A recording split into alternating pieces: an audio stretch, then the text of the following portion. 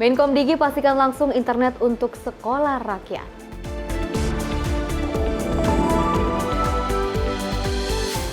Dan Antara resmi jadi mitra Komisi 6 dan 11 DPR.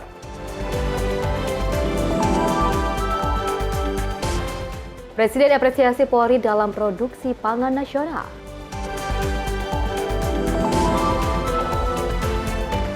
Empat pendaki tersesat di Gunung Batu Karu berhasil dievakuasi.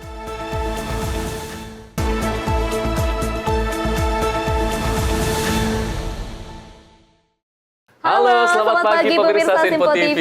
Selamat pagi Ari. Selamat pagi. Apa kabar pagi hari ini? Harus sehat dan juga semangat. Pastinya, karena kita berdua akan terus memberikan informasi yang terbaik untuk pemirsa di rumah terkait dengan perpolitikan, ekonomi, dan juga berita hiburan lainnya. Dan tentu saja selain 4 informasi utama tadi, kita juga masih punya informasi lainnya. Salah satunya mungkin terkait dengan peristiwa-peristiwa yang terjadi dari seluruh penjuru tanah air. Bersama saya Arif Rifai. Dan saya Fesi Rahmadi, ini dia Menyapa Indonesia Pagi selengkapnya.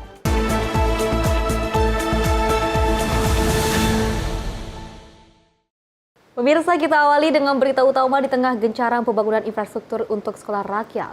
Dari Menteri Komunikasi dan juga Digital Mutia Hafid melakukan kunjungan langsung ke Yogyakarta untuk memastikan jaringan yang juga telah terkoneksi dengan layanan internet yang layak. Dua sekolah rakyat yakni SMA 19 Bantul dan juga SMA 20 Sleman yang sudah tersambung dengan internet kecepatan tinggi akan segera memulai kegiatan belajar mengajarnya. Jadi bahwa sekolah rakyat ini juga terkoneksi dengan koneksi internet yang baik dan cepat.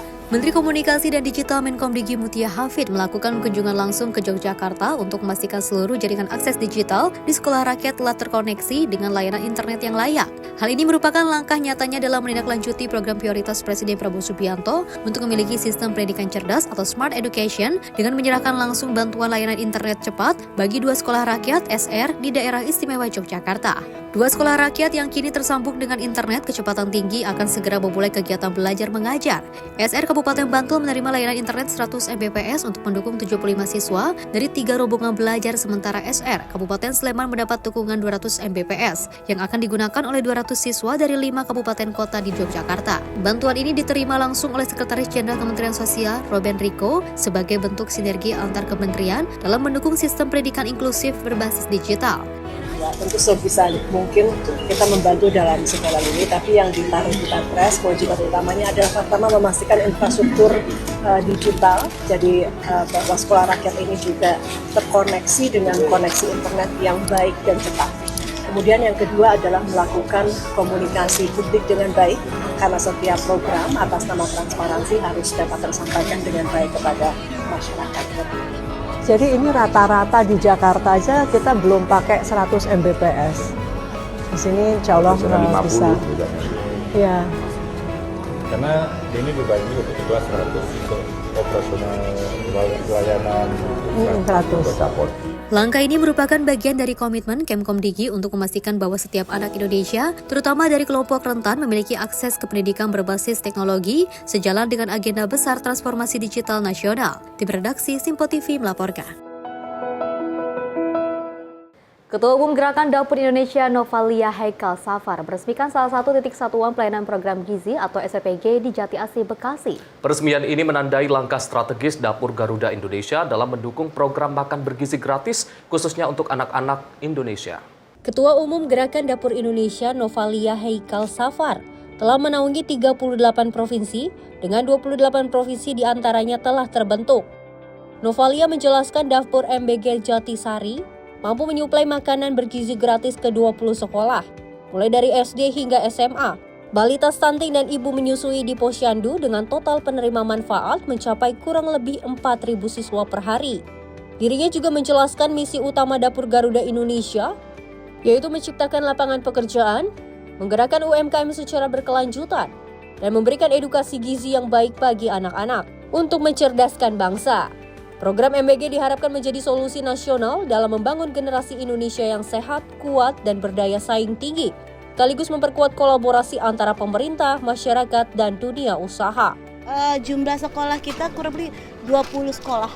20 sekolah. Kurang lebih. Dari SMP atau SMA? Dari TK, SD, SMP, SMA, dan ada stunting dan ibu menyusui, balita, posyandu juga. Kalau untuk siswa total berapa siswa? Siswa kurang lebih 4.000 orang. Saat ini kita terbentuk di 28 provinsi yang insya Allah akan memberikan edukasi kepada dapur-dapur yang sudah ada di Indonesia, khususnya untuk program Anak Indonesia di program Bapak Prabowo. Mudah-mudahan insya Allah program ini menjadi program terbaik buat kita semua, buat anak bangsa. Visi misi saya adalah bagaimana menciptakan lapangan pekerjaan, bagaimana menciptakan UMKM yang berjalan dengan baik, bagaimana memberikan edukasi yang baik buat anak-anak, khususnya untuk gizi anak-anak yang insya Allah mencerdaskan anak bangsa, sehingga generasi penerus bangsa Indonesia menjadikan moto terbaik buat kita semua. Dari Jakarta, Quinita Putri, Rona Bayu, Sinpo TV melaporkan. Informasi lainnya, pemirsa, petugas gabungan Dishub Surabaya dan jajaran instansi terkait melakukan sosialisasi penerapan jam malam pada anak di bawah 18 tahun. Kebijakan ini resmi dimulai pada 1 Juli 2025 dan akan diadakan sweeping bagi anak yang melewati batas jam malam, yaitu di atas pukul 22.00 waktu Indonesia Barat.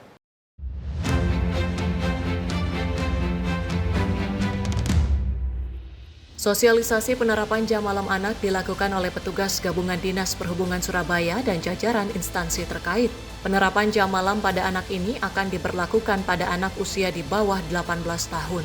Kebijakan ini resmi dimulai pada 1 Juli 2025 dan akan diadakan sweeping bagi anak yang masih keluyuran dan yang melewati batas jam malam, yaitu di atas pukul 22.00 waktu Indonesia Barat. Nantinya bagi anak yang terjaring sweeping akan dilakukan pembinaan atau mengikuti program rumah perubahan. Tim redaksi Sinpo TV melaporkan. Informasi peristiwa, pemirsa, 4 pendaki yang sempat dikabarkan tersesat akhirnya berhasil ditemukan oleh tim SAR gabungan pada Senin 30 Juni 2025. Penemuan ini mengakhiri kekhawatiran keluarga dan juga menjadi titik terang setelah pencarian intensif dilakukan. 4 remaja yang tersesat di Gunung Batu Karo, Kecamatan Penebel, Kabupaten Tabanan, Bali, akhirnya berhasil ditemukan dengan selamat dan dievakuasi oleh tim petugas SAR Bali dan masyarakat setempat. Keempat pendaki ini bernama Ketut Gani Sandiago 18 tahun, Danielo Cristiano Baskoro Sebulan 16 tahun, Happy Ratna Utami 18 tahun, dan Nika Dik Sintia Dewi 18 tahun. Keempatnya berangkat dari Denpasar dan memulai pendakian dari jalur desa Pujungan berdasarkan motor yang terparkir, namun selanjutnya tak ada kabar. Diketahui tim SAR mendapatkan informasi adanya pendaki tersesat dari orang tua korban yang mendapatkan kabar langsung melalui handphone dan sudah berada di daerah Sarin Buana, Pura Jatiluwi. Para pendaki berhasil dievakuasi sekitar pukul 9:15 WITA dan telah diserahkan kepada pihak keluarga. Tim redaksi Sinpo TV melaporkan. Seorang lansia warga Pekon Sri Purnomo, Kabupaten Tanggamus, Lampung diserang oleh seekor buaya di tepi Sungai Wai, Semaka pada Senin 30 Juni 2025. Akibat serangan buaya tersebut, korban meninggal dunia dan langsung dievakuasi ke puskesmas sebelum dimakamkan oleh pihak keluarga.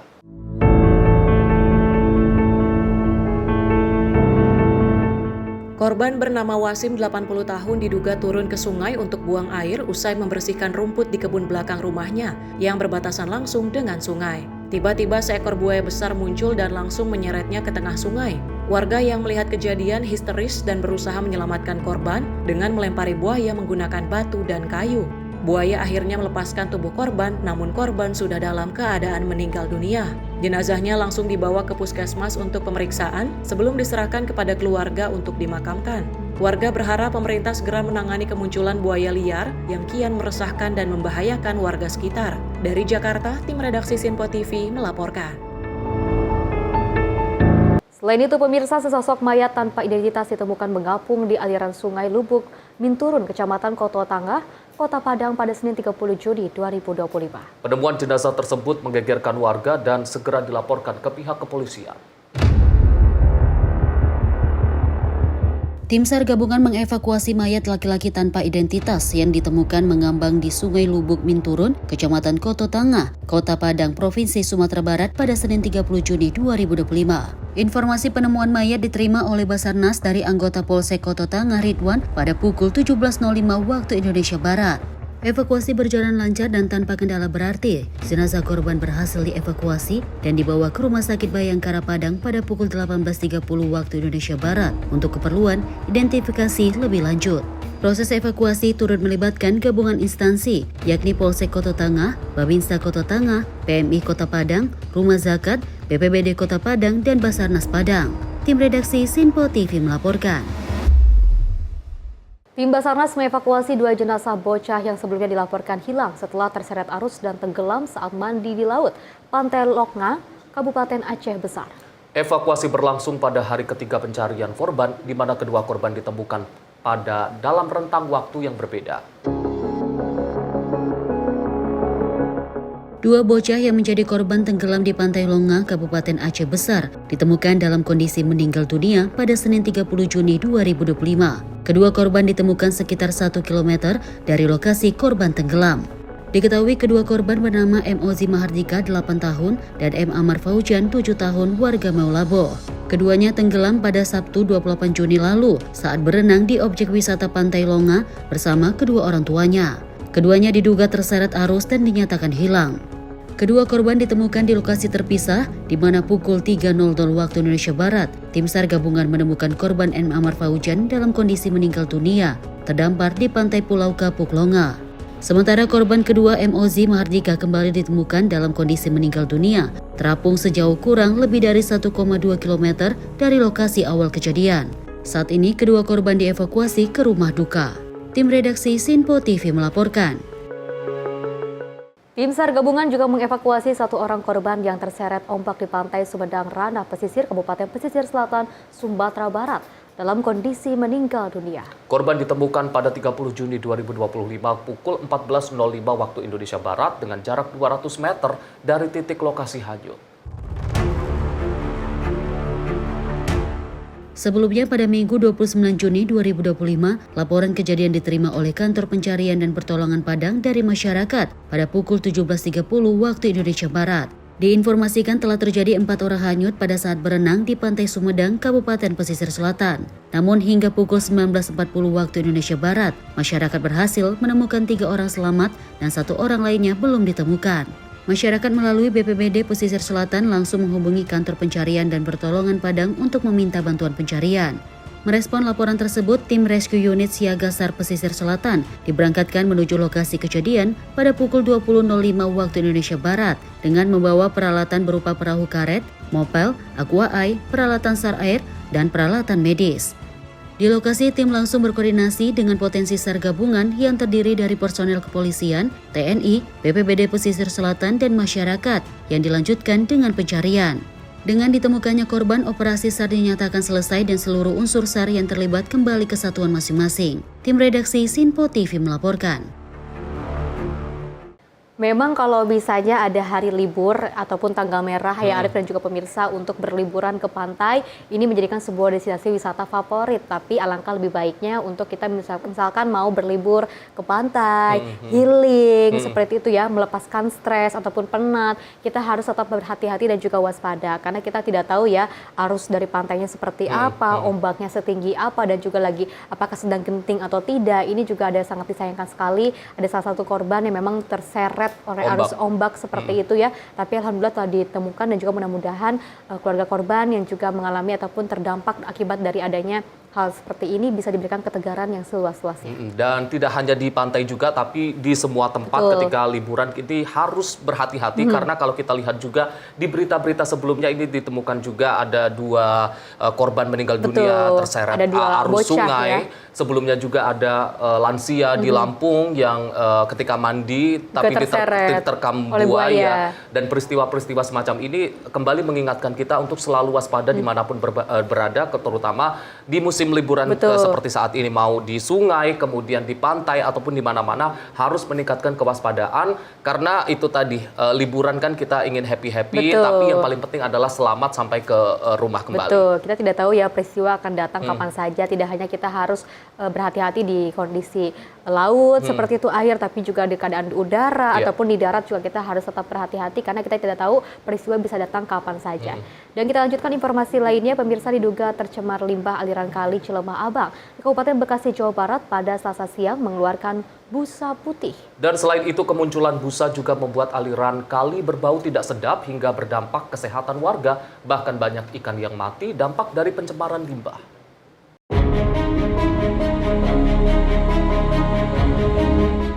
Aksi cepat dan penuh empati ditunjukkan dua personil Satlantas Polresta Pekanbaru saat menyelamatkan seorang perempuan yang diduga hendak mengakhiri hidupnya di atas flyover Sky Jalan Soekarno-Hatta pada Senin sore. Saat itu Aibtu Arianto dan Bribtu Rusdi sedang bertugas mengatur lalu lintas di simpang Molska. Mereka melihat kerumunan warga di atas jembatan layang dan segera mendekat, menyadari adanya situasi darurat. Keduanya segera bergerak ke lokasi dan berhasil menggagalkan aksi nekat tersebut. Wanita tersebut lalu dievakuasi ke pos polisi Gurindam 5 untuk ditenangkan sambil menunggu keluarga menjemputnya. Beruntung tidak ada luka fisik yang ditemukan. Meski penyebabnya belum diketahui, pihak kepolisian mengimbau masyarakat dan keluarga untuk lebih peka terhadap masalah psikologis sejak dini. Dari Jakarta, tim redaksi Sinpo TV melaporkan. Pemirsa, aksi cepat dan penuh empati ditunjukkan oleh kedua personil Satlantas Polresta Pekanbaru saat menyelamatkan seorang perempuan yang diduga hendak mengakhiri hidupnya di atas flyover SKA Jalan Soekarno-Hatta pada 30 Juni 2025. Kini korban dievakuasi ke pos polisi Gurindam 5 untuk ditenangkan sambil menunggu keluarga datang menjemput. Beruntung tidak ditemukan luka fisik pada tubuh korban. Aliran kali Celemah Abang dipenuhi busa putih sepanjang 1 km di Cikarang Utara, Kabupaten Bekasi, Jawa Barat pada Selasa siang. Selain busa putih bercampur kehitaman, bau tak sedap sangat menyengat sepanjang aliran kali. Hal ini berdampak kepada kesehatan warga, tidak jarang kemunculan limbah juga membuat ikan yang berada di aliran kali mati mendadak. Kemunculan busa putih kerap terjadi pasca hujan deras, diduga dari pencemaran limbah yang berasal dari industri yang sengaja dibuang oleh oknum perusahaan. Menurut salah satu warga, pencemaran kali bukan pertama kali terjadi. Warga berharap pemerintah daerah Kabupaten Bekasi bisa bertindak, melakukan penyelidikan terkait kemunculan busa. Tapi pagi tadi itu dari mulai jam 2 lah sampai jam 8 itu busanya banyak banget itu. Nah, terus saya lihat juga tadi banyak ikan yang pada mabuk, mungkin itu dampak dari limbahnya itu lah. Ya, kita lihat aja airnya sekarang itu kan masih berbau, gitu kan. Ini udah jelas dari limbah, Ya mungkin kita tolonglah dari pihak terkait, dari pemerintah terkait lah khususnya dengan lingkungan hidup. Kita tolong warga sini juga banyak yang mengeluh bang, air ini banyak limbah gitu kan. Pencemaran limbah selain mengganggu aliran air irigasi persawahan, kondisi ini dipastikan akan mengganggu ekosistem air seperti ikan menjadi mabok dan bau busuk yang menyengat. Dari Bekasi, Jawa Barat, tim kontributor Sinpo TV melaporkan. Dan tentu di balik peristiwa itu tadi kita mengapresiasi langkah yang dilakukan oleh pihak kepolisian. Betul. Ini juga bertepatan dengan momen hari ulang tahun Bayangkara ke-79. Ini menunjukkan bagaimana kepolisian di Republik Indonesia berempati, bahkan mengayomi, bahkan mampu menyelamatkan itu tadi calon korban. Kita tidak tahu apabila tidak diselamatkan mungkin sudah ada luka fisik, berbeda ceritanya lagi. Betul. Dan apapun permasalahannya, apapun yang sedang dihadapi, untuk mengakhiri hidup sebetulnya bukan salah satu solusi yang terbaik. Tapi jika kita memiliki masalah, jika kita memiliki kendala apapun dalam hidup, alangkah lebih baiknya diceritakan kepada orang-orang terdekat, kepada orang-orang seperti keluarga, mungkin pacar seperti itu ya, ataupun sahabat, teman-teman terdekat. Ini bisa diceritakan, karena kalau sudah kalut seperti itu ya, bisikan-bisikan yang memang bisa menghantui kita, yang gitu juga bisa membuat kita menjadi panas, akhirnya bisa tega untuk mengakhiri diri kita sendiri. Ini sangat tidak baik sekali untuk dicontoh, dan mudah-mudahan kedepannya tidak ada lagi kasus seperti ini, apalagi sampai ingin menyakiti dirinya sendiri, ingin mengakhiri hidupnya. Ini sangat disayangkan sekali jika masih banyak sekali mental-mental di luar sana yang mungkin masih menurun seperti itu ya Arif ya. Mudah-mudahan ada perlindungan dan juga edukasi kepada setiap orang-orang yang ada di Indonesia seperti itu ya, khususnya orang-orang yang ingin mengakhiri hidupnya, yang merasa lelah dan juga capek. Kita harus melihat ke depan bahwa masa depan masih panjang, jadi jangan berpikir pendek seperti itu. Dan yang paling penting juga untuk masyarakat sekitar, teman-teman, keluarganya untuk lebih aware apabila mungkin lebih mendukung, lebih support. Melihat tanda-tanda ketika ada lagi aneh, ada mungkin tanda-tanda depresi, untuk lebih aware, untuk diajak cerita. Kalaupun misalkan orang tersebut enggan untuk bercerita. Oke, pemirsa, informasi lainnya akan terus kami hadirkan usai jeda berikut ini.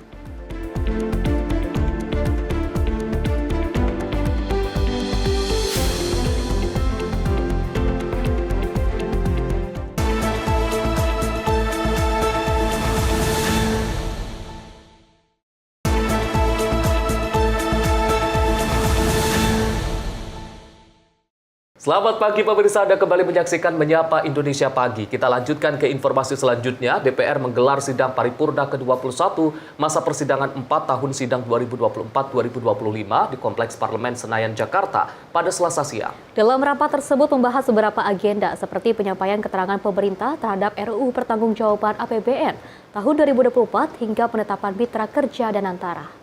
DPR menggelar sidang paripurna ke-21 masa persidangan 4 tahun sidang 2024-2025 di Kompleks Parlemen Senayan, Jakarta pada Selasa siang. Rapat paripurna ini dipimpin langsung oleh Wakil Ketua DPR Adis Kadir serta dihadiri 398 anggota parlemen. Adapun pembahasan paripurna tersebut penyampaian keterangan pemerintah terhadap RUU Pertanggungjawaban APBN tahun 2024, tanggapan pemerintah terhadap kerangka ekonomi 2 dan kebijakan fiskal RAPBN. Selain itu juga mendengarkan pendapat fraksi-fraksi atas usul rencana peraturan DPR tentang rencana strategis hingga penetapan mitra kerjasama dan antara. Sidang Dewan yang kami hormati, sesuai dengan hasil keputusan rapat konsultasi pengganti rapat musyawarah DPR RI antara pimpinan DPR dan pimpinan fraksi-fraksi tanggal 30 Juni 2025, acara rapat paripurna hari ini adalah 1. Penyampaian keterangan pemerintah terhadap RUU tentang pertanggungjawaban atas pelaksanaan anggaran pendapatan dan belanja negara tahun anggaran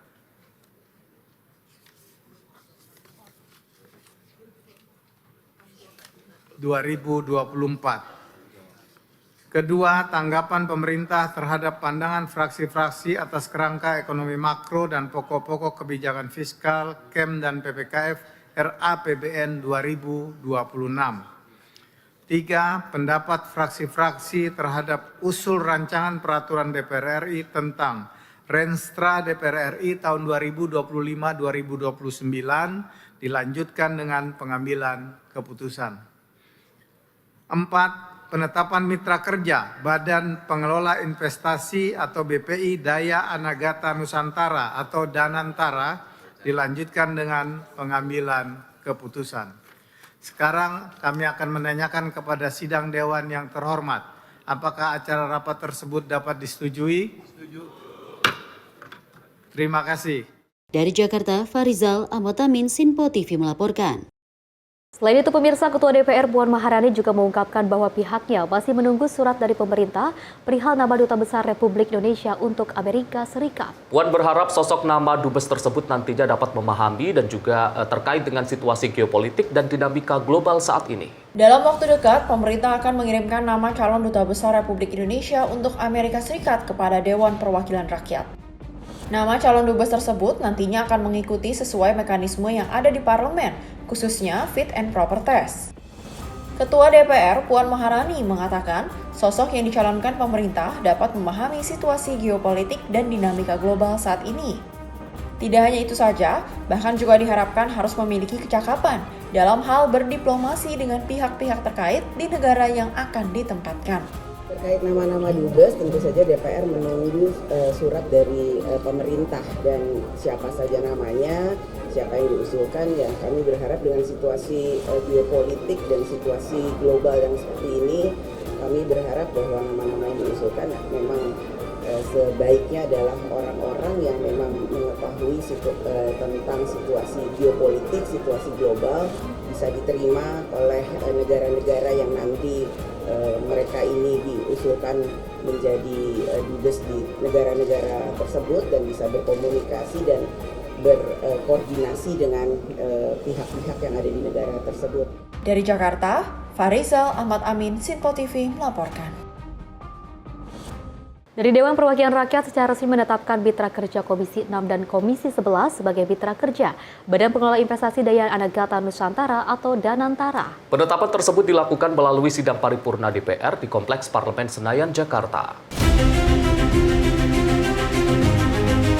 Badan Pengelola Investasi Daya Anagata Nusantara atau Danantara secara resmi ditetapkan sebagai mitra kerja Komisi 6 DPR dan Komisi 11. Penetapan ini dilakukan melalui sidang paripurna DPR yang digelar di Kompleks Parlemen Senayan, Jakarta pada Selasa siang. Wakil Ketua DPR Adis Kadir menjelaskan Danantara bermitra dengan Komisi 6 dikarenakan berkaitan dengan pengelolaan operasional badan usaha milik negara. Sedangkan bermitra di Komisi 11 berkaitan dengan penugasan subsidi negara hingga pengadaan barang atau jasa. Yaitu penetapan mitra kerja Badan Pengelola Investasi Daya Anagata Nusantara atau BPI Danantara dilanjutkan dengan pengambilan keputusan. Sesuai keputusan rapat konsultasi pengganti rapat BAMUS antara pimpinan DPR dan pimpinan fraksi-fraksi tanggal 30 Juni 2025 memutuskan Badan Pengelola Investasi BPI Daya Anagata Nusantara Danantara menjadi mitra kerja. 1. Komisi 6 DPR RI dalam kaitannya dengan pengelolaan operasional BUMN. 2. Komisi 11 DPR RI dalam kaitannya dengan pengelolaan penugasan negara dan pemberian subsidi guna memastikan kelancaran distribusi barang atau jasa bagi masyarakat dan menjaga stabilitas harga ekonomi. Berdasarkan pasal 24 ayat 2 Peraturan DPR RI tentang tata tertib menyatakan bahwa mitra kerja komisi sebagaimana dimaksud pada ayat 1 huruf B dapat dilakukan perubahan sesuai dengan perkembangan dan kebutuhan. Selanjutnya kami akan menanyakan kepada sidang dewan yang terhormat, apakah penetapan BPI Danantara menjadi mitra kerja Komisi 6 dan Komisi 11 tersebut dapat disetujui? Dari Jakarta, Fahrizal Ahmad Amin, Sinpo TV melaporkan. Pemirsa, Menteri Agama Nasaruddin Umar bertolak ke Jeddah membahas penyelenggaraan haji termasuk rencana pembangunan kampung haji Indonesia di Mekah. Langkah ini dinilai strategis dan juga mendapat apresiasi dari pemerintah Arab Saudi.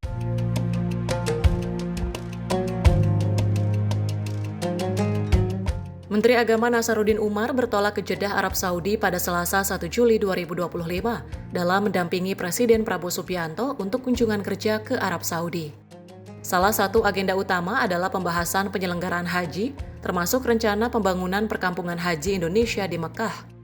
Menurut Menak, pembangunan kampung haji menjadi langkah strategis mengingat tingginya jumlah jamaah Indonesia setiap tahun.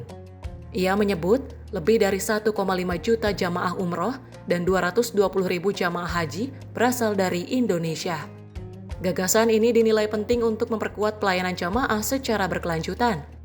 Menak juga mengungkapkan apresiasi dari pemerintah Arab Saudi terhadap penyelenggaraan haji Indonesia. Bahkan, jamaah Indonesia dinilai sebagai yang paling tertib. Ia berharap kerjasama bilateral dalam bidang haji dan umroh semakin erat dan memberi manfaat besar bagi umat Islam di Indonesia. Berikan apresiasi bahwa pada endingnya jamaah haji Indonesia itu dinilai paling tertib. Dan insya Allah mohon doanya juga semoga pembicaraan Bapak Presiden dengan pemerintah Saudi Arabia, MBS terutama, akan lebih bagus perspektifnya di kemudian hari di masa-masa akan datang. Karena kita akan berbicara tentang sesuatu yang sangat monumental, yaitu perkampungan haji untuk dan umrah tentunya ya, untuk masyarakat Indonesia. Kita bisa bayangkan 1.500.000 orang umrah setiap tahun dan 220.000 orang lebih jamaah haji setiap tahun. Nah, tentu memang sudah saatnya Indonesia memikirkan pemukiman yang lebih konstruktif ya di kemudian hari. Tim redaksi Sinpo TV melaporkan.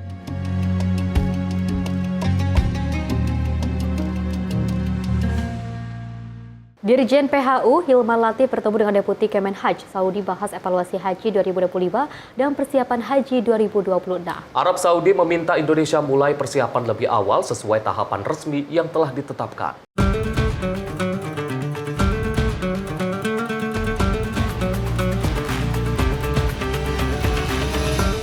Dirjen Penyelenggaraan Haji dan Umroh sekaligus penanggung jawab PPIH Arab Saudi Hilman Latif bertemu dengan Deputi Kementerian Haji dan Umroh Arab Saudi Hasan Munahkira.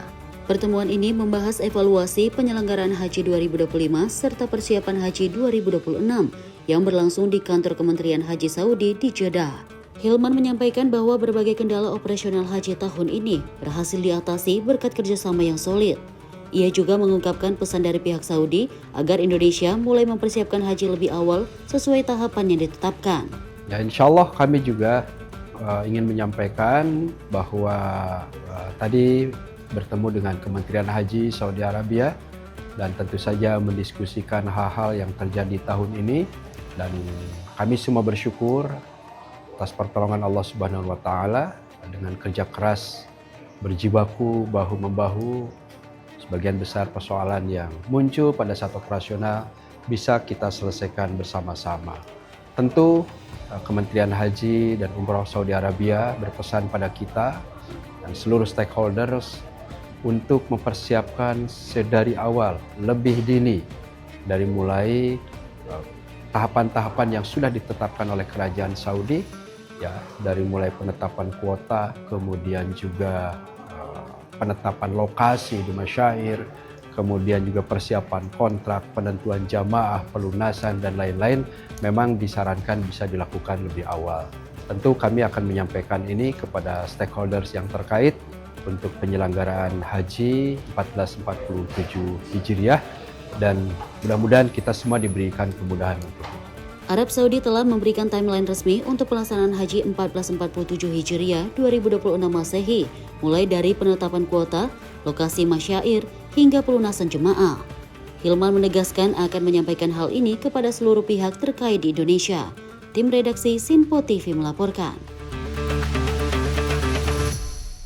Arif dan juga pemirsa, kita sudah sama-sama melihat dan juga proses pelaksanaan ibadah haji 2025 kemarin juga telah selesai, telah usai seperti itu. Masih sekali banyak hal yang harus memang dievaluasi seperti itu ya. Tapi kalau kita lihat dari tahun sebelumnya ke tahun ini sudah banyak sekali perubahan dan juga evaluasi yang mungkin sebelumnya sempat ada perubahan seperti ada keluhan-keluhan dari para jemaah haji seperti itu, tapi pada saat sekarang ini sudah ada perubahan yang signifikan, sudah ada perubahan yang baik, yang terbaik seperti itu. Dan mudah-mudahan di evaluasi haji di 2026 nanti ini kita akan semakin solid dan juga kompak, karena ini juga tidak terlihat ataupun terlibat dengan beberapa pihak juga. Kekompakan dan juga kesolidan ini mudah-mudahan di tahun 2026 ini bisa menumbuhkan jemaah haji ataupun evaluasi-evaluasi yang sebelumnya sempat menjadi kritikan, ini bisa jadi pelayanannya lebih baik lagi, terus juga ada tenda-tenda yang juga bisa fasilitas terbaik, dan yang paling penting adalah fasilitas kesehatan yang harus selalu ditinggikan. Dan kalau kita melihat juga, kita mengapresiasi bagaimana langkah yang dilakukan oleh Kementerian Agama dan PPIH, juga pihak-pihak terkait yang mulai saat ini sudah mulai mempersiapkan terkait dengan pelaksanaan ibadah haji 2026, bahkan sudah mulai berkoordinasi dengan pihak Arab Saudi, mengingat juga Indonesia ini menjadi salah satu negara yang mengirimkan jamaah terbanyak ketika melakukan ibadah haji. Maka persiapannya juga harus dilakukan jauh-jauh hari. Tadi harus juga bahkan ini juga ada rencana untuk mendirikan kampung haji untuk pelaksanaan haji 2026. Kita berharap bahwa pelaksanaan ibadah haji 2026 dan tahun-tahun berikutnya ini bisa semakin ditingkatkan lagi untuk memberikan kenyamanan dan juga keamanan bagi seluruh jamaah haji Indonesia. Baik pemirsa, kita lanjutkan informasi lainnya. Presiden Prabowo Subianto menegaskan Indonesia memilih menjaga perdamaian di tengah konflik global dan juga mengutamakan kerjasama dengan semua pihak. Prabowo juga mengingatkan pentingnya prinsip bahwa memiliki banyak teman lebih baik daripada memiliki musuh. Tidak ada kemakmuran bisa kita capai tanpa perdamaian. Prabowo menekankan bahwa Indonesia selalu mengedepankan kerjasama dan kolaborasi dengan semua pihak. Ia juga mengingatkan pentingnya prinsip bahwa memiliki banyak teman lebih baik daripada memiliki musuh sebagai dasar hubungan dengan bangsa lain. Selain itu, Prabowo juga mengajak semua pihak untuk mempercepat hilirisasi industri demi mewujudkan kesejahteraan nasional. Ia berkomitmen untuk mempercepat langkah agar kemajuan ekonomi dapat dirasakan oleh seluruh rakyat. Di tengah dunia penuh konflik, kawasan kita penuh perdamaian dan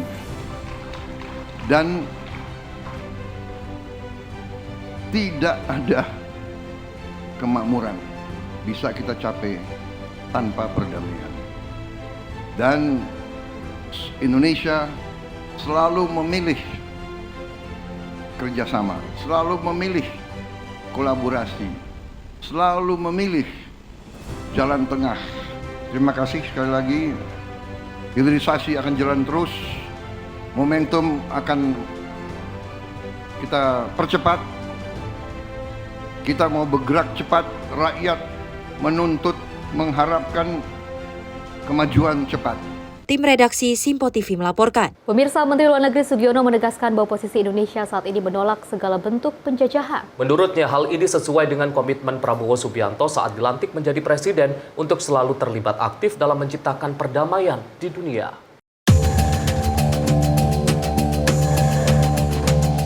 Menteri Luar Negeri Sugiono menghadiri rapat kerja bersama Komisi 1 DPR di Kompleks Parlemen Senayan, Jakarta pada Senin pagi. Dalam rapat tersebut, Sugiono menegaskan bahwa posisi Indonesia saat ini menolak segala penjajahan di atas dunia sesuai yang tercantum dalam konstitusi. Dirinya juga menyebut hal itu sesuai dengan komitmen Prabowo Subianto pada saat dilantik menjadi presiden dalam menciptakan perdamaian dunia. Oleh karena itu, ia mengatakan pihaknya akan berpegang teguh dengan prinsip dan asas-cita Presiden Prabowo Subianto. Bahkan pemerintah mengecam keras atas perbuatan yang menyerang fasilitas nuklir di sejumlah wilayah negara Iran. Dalam menyikapi situasi yang terus berkembang ini, Indonesia memposisikan diri jelas seperti yang tercantum di dalam konstitusi kita, bahwa Indonesia menolak segala bentuk penjajahan di atas dunia, dan Indonesia akan selalu terlibat aktif dalam usaha-usaha menciptakan perdamaian dunia. Posisi ini juga ditegaskan lagi oleh Bapak Presiden Prabowo pada saat pelantikan beliau di gedung yang terhormat ini, bahwa Indonesia akan memposisikan diri sebagai negara tetangga yang baik dan akan menjalankan politik bertetangga baik dengan semua tetangga-tetangga, baik immediate yang langsung berbatasan dengan kita, intermediate ataupun tetangga yang jauh. Karena ini juga merupakan bagian dari survivability bangsa Indonesia. Kita ingin menjadi bagian dari sebuah kerjasama besar di dunia ini, karena kita juga punya tanggung jawab yang besar kepada masyarakat, kepada rakyat Indonesia. Oleh karena itu, upaya-upaya yang dilakukan oleh Kementerian Luar Negeri dalam menjalankan kebijakan luar negerinya selalu berpegang pada langkah-langkah, pada prinsip-prinsip tersebut. Indonesia sudah menyampaikan bahwa kita mengutuk serangan apapun yang melanggar kedaulatan negara manapun, khususnya yang terjadi kemarin yang dilakukan oleh Israel yang merupakan pelanggaran terhadap wilayah dan kedaulatan suatu negara. Kemudian kita juga mengecam penyerangan yang dilakukan terhadap instalasi nuklir, karena hukum internasional telah jelas-jelas mengatur bahwa instalasi nuklir tidak boleh dilakukan, tidak dapat dijadikan sasaran karena resiko terhadap keamanan manusia dan lingkungan hidup.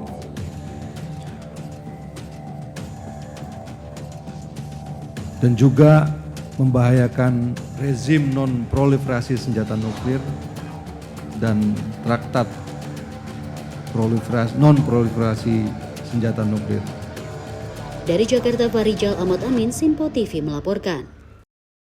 Memang betul, kita ini sudah di 2025, kita harus bebas dari segala bentuk penjajahan. Bentuk penjajahan itu tidak hanya kita diserang oleh negara lain, adanya perang dingin ataupun peperangan yang terlibat seperti itu ya. Tidak hanya seperti itu, tapi di mana kita sudah menyukai produk-produk luar negeri, itu juga kita sudah mulai dijajah sepertinya ya. Karena banyak sekali produk-produk luar yang terkenal di Indonesia, dan hingga kita lupa bahwa kekayaan Indonesia dan juga produk-produk lokal yang ada di Indonesia ini sangat baik dan juga kualitasnya juga sangat oke banget gitu ya. Tapi karena adanya penjajahan penjajahan dari segi ekonomi, terus juga fashion, budaya. Kita lupa dengan budaya kita sendiri. Ini salah satu bentuk penjajahan dan jangan sampai kita lupa akan kekayaan dan juga kualitas yang terbaik yang ada di Indonesia. Benar sekali, Festi. Dan juga mungkin kalau kita melihat di tengah situasi konflik global yang memang tengah memanas antara Iran, Israel, kemudian ada juga antara Rusia dengan Ukraina dan juga konflik-konflik lainnya, ini juga kita patut mengapresiasi bagaimana langkah dan juga konsistensi yang tetap dilakukan oleh Indonesia. Dalam hal ini adalah Presiden Prabowo Subianto yang menekankan bahwa posisi politik luar negeri Indonesia tetap konsisten, bebas aktif, kita tidak memihak, kita non-blok, kita tetap mengupayakan perdamaian di seluruh dunia sesuai dengan amanat dari konstitusi, undang-undang dasar dan juga pembukaan undang-undang dasar bahwa Indonesia terlalu mengupayakan perdamaian dan juga tidak memihak kepada pihak-pihak, tapi tetap harus mengupayakan perdamaian. Betul, segala bentuk perdamaian pasti Indonesia akan terus dukung ya. Apalagi kalau misalnya kita ingin mengetahui bagaimana sih posisi Indonesia saat ini. Posisi Indonesia saat ini masih sibuk untuk menyuarakan sebuah perdamaian. Pemirsa, informasi lainnya akan terus kami hadirkan usai jeda berikut ini.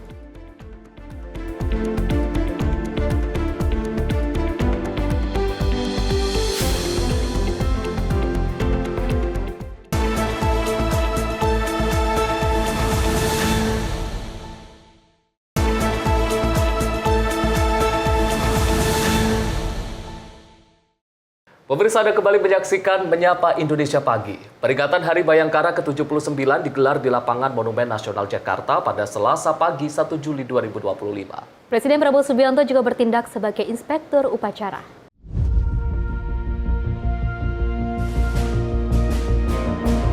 Upacara Hari Bayangkara ke-79 berlangsung hikmat di lapangan Monas, Jakarta Pusat. Presiden Republik Indonesia Prabowo Subianto memimpin langsung upacara sebagai inspektur. Upacara HUT Bayangkara ke-79 mengusung tema Polri untuk masyarakat yang menekankan komitmen kepolisian dalam melayani dan juga melindungi masyarakat. Sejumlah tokoh nasional hadir sebagai tamu undangan, diantaranya Presiden ke-6 Susilo Bambang Yudhoyono dan mantan Wakil Presiden Indonesia Ketua DPR RI Puan Maharani, Ketua MPR RI Ahmad Muzani, istri almarhum Gus Dur Siti Nuriyah Wahid yang didampingi Yeni Wahid, serta sejumlah jajaran Menteri Kabinet Merah Putih turut hadir dalam upacara HUT Bayangkara ke-79. Antusiasme masyarakat terlihat tinggi dengan ribuan warga memadati sekitar lokasi upacara. Acara juga dimeriahkan dengan parade defile yang melibatkan seluruh unsur Polri, Satpam, perwakilan masyarakat, buruh, hingga siswa sekolah. Upacara Hari Bayangkara menjadi bentuk penghargaan atas dedikasi Polri selama 79 tahun dalam menjaga keamanan dan ketertiban di tanah air. Dari Jakarta, Gia Nabila, Azul Hakim, Simpo TV melaporkan. Pemirsa, Prabowo Subianto meminta kepolisian Indonesia selalu hadir di tengah masyarakat dan merasakan penderitaan rakyat. Kepala negara menegaskan Polri harus prioritaskan kepentingan rakyat dan juga menjaga kepercayaan masyarakat.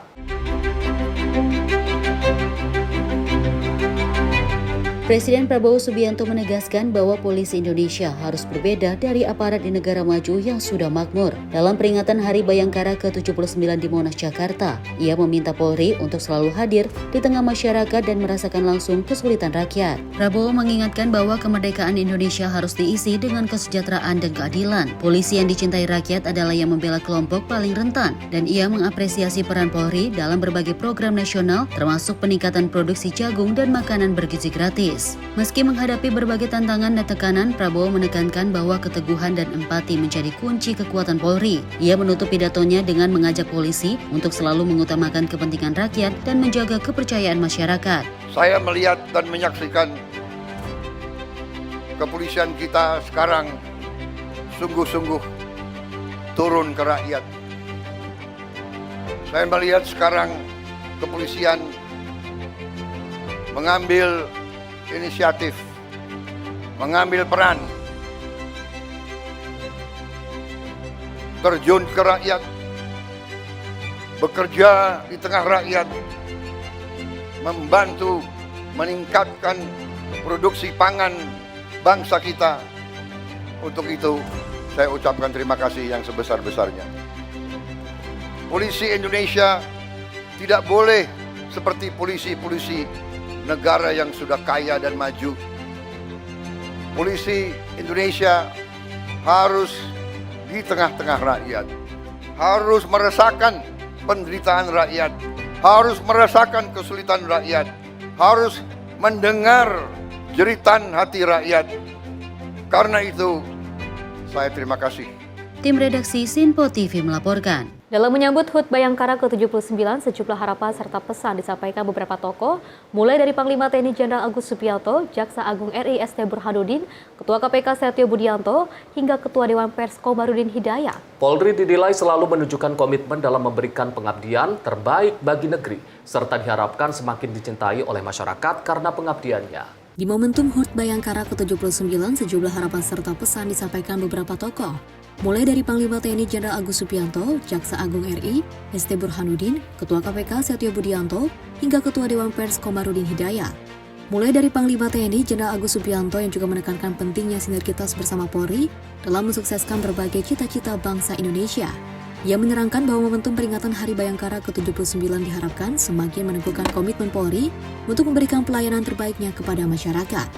Semoga Polri yang presisi senantiasa terus memberikan pelayanan yang terbaik, berintegritas, melindungi dan mengayomi masyarakat, serta menjamin terciptanya masyarakat yang aman dan tertib. Sinergitas TNI dan Polri merupakan simbol kemitraan yang tangguh sebagai komitmen mendukung percepatan pembangunan nasional. Lebih lanjut, Panglima TNI Jenderal Agus Subianto menyatakan bahwa TNI akan terus bersinergi dengan Polri dalam memberikan perlindungan dan juga pengayoman terhadap masyarakat. Dengan begitu, kestabilan keamanan dan ketertiban di masyarakat akan selalu terwujud. Selain itu, Jaksa Agung RI ST Burhanuddin juga menyampaikan ucapan selamat Hari Bayangkara ke-79.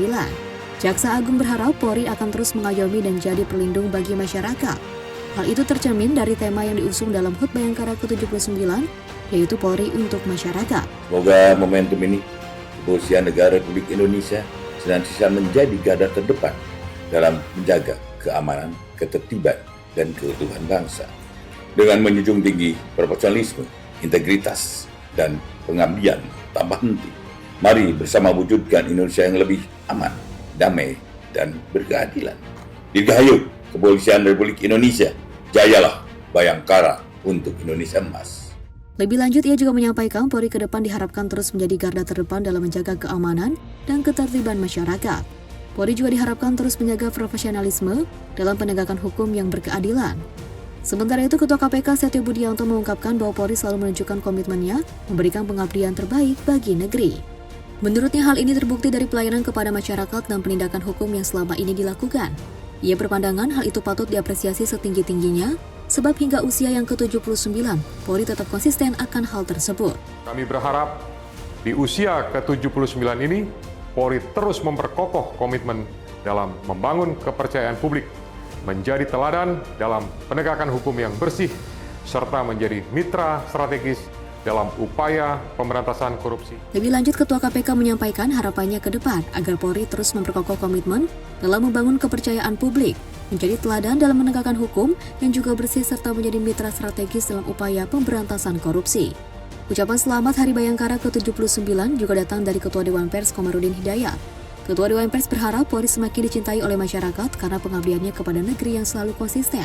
Ia menerangkan bentuk komitmennya dalam memberikan pelayanan terbaik kepada masyarakat semakin menunjukkan kredibilitas Polri.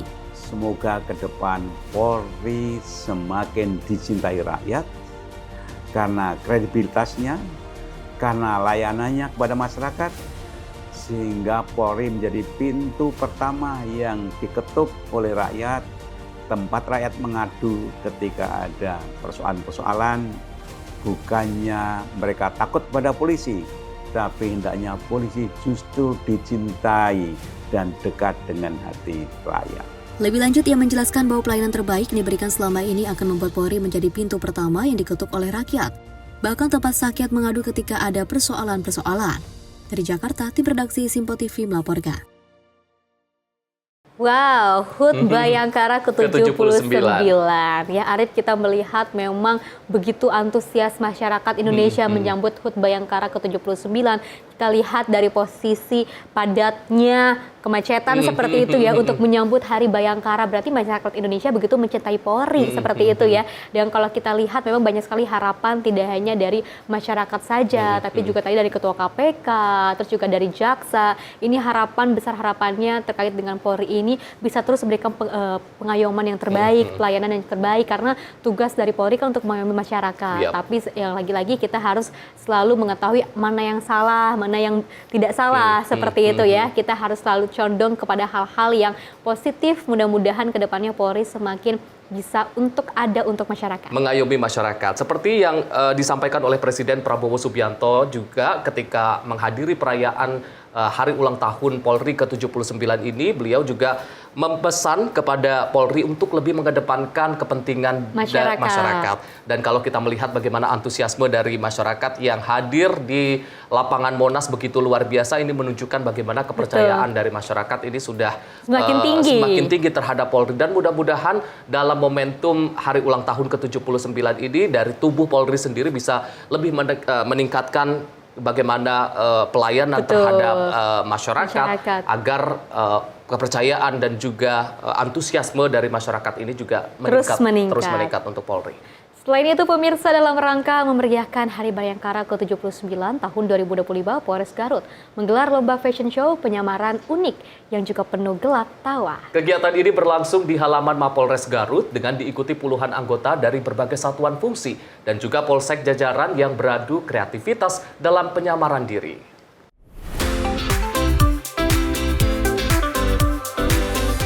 Para peserta tampil mencuri perhatian dengan berbagai kostum dan gaya yang tidak biasa, mulai dari penyamaran sebagai penjual cilok, tukang ojek online, hingga emak-emak komplek yang modis. Kreativitas dan totalitas peserta memukau para juri sekaligus mengundang tawa para penonton yang memadati lokasi kegiatan.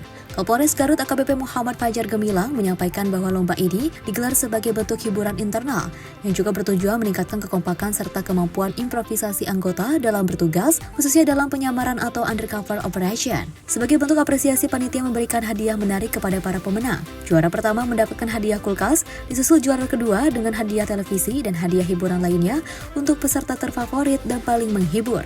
Acara berlangsung dalam suasana santai dan penuh keakraban, menjadi momen yang tak hanya mempererat hubungan antar anggota, tetapi juga memperkuat semangat Bayangkara dalam melayani dan juga mengayomi masyarakat. Tim redaksi Sipo TV melaporkan. Presiden Prabowo Subianto mengapresiasi peran Polri dalam mendukung ketahanan pangan dan program strategis seperti makanan bergizi gratis. Dan ia menegaskan bahwa pentingnya peran polisi dalam menjaga keamanan, kedaulatan pangan, dan juga kepercayaan rakyat.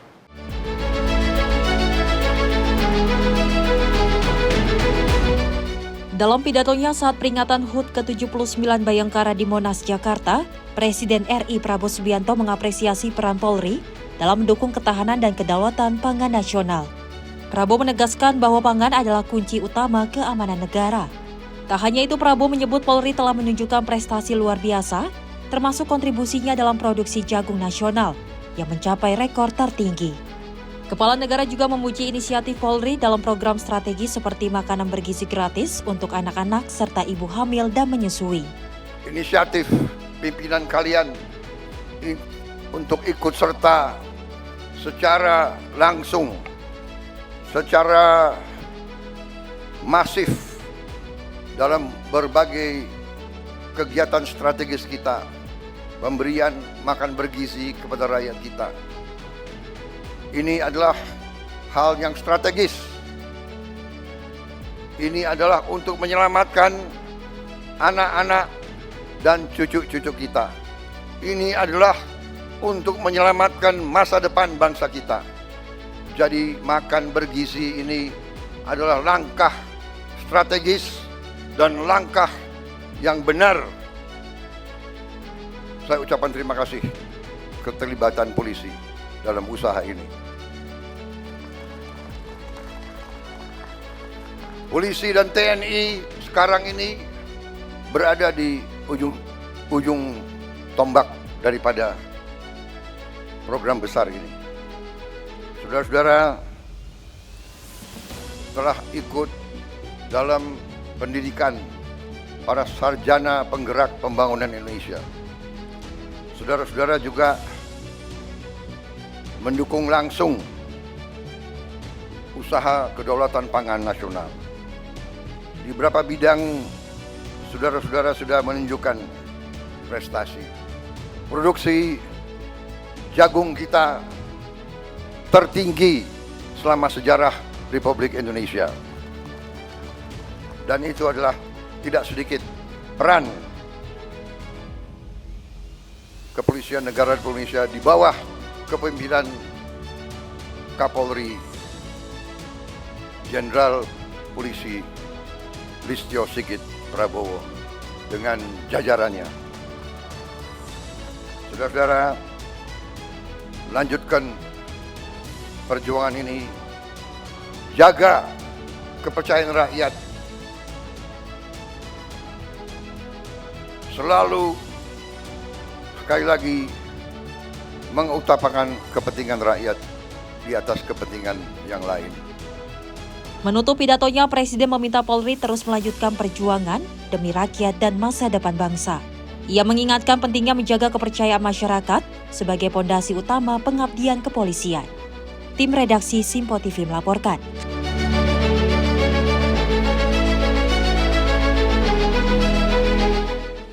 Selain itu, Presiden Republik Indonesia Prabowo Subianto menganugerahkan tanda kehormatan kepada sejumlah kesatuan dan anggota Polri dalam upacara Hari Bayangkara ke-79. Penghargaan tersebut yakni Nugraha Sakanti diberikan kepada 7 satuan Polri, sementara Bintang Bayangkara Nararia ini diberikan kepada 3 anggota Polri yang dinilai berjasa dalam melaksanakan tugas.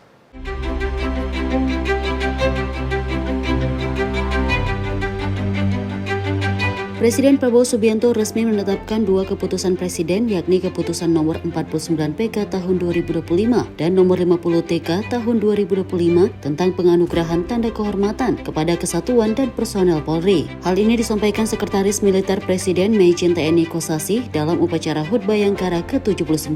Tanda kehormatan Nugraha Sakanti diberikan kepada kesatuan yang telah berjasa di bidang tugas kepolisian dan memberikan manfaat nyata bagi kepentingan bangsa dan negara.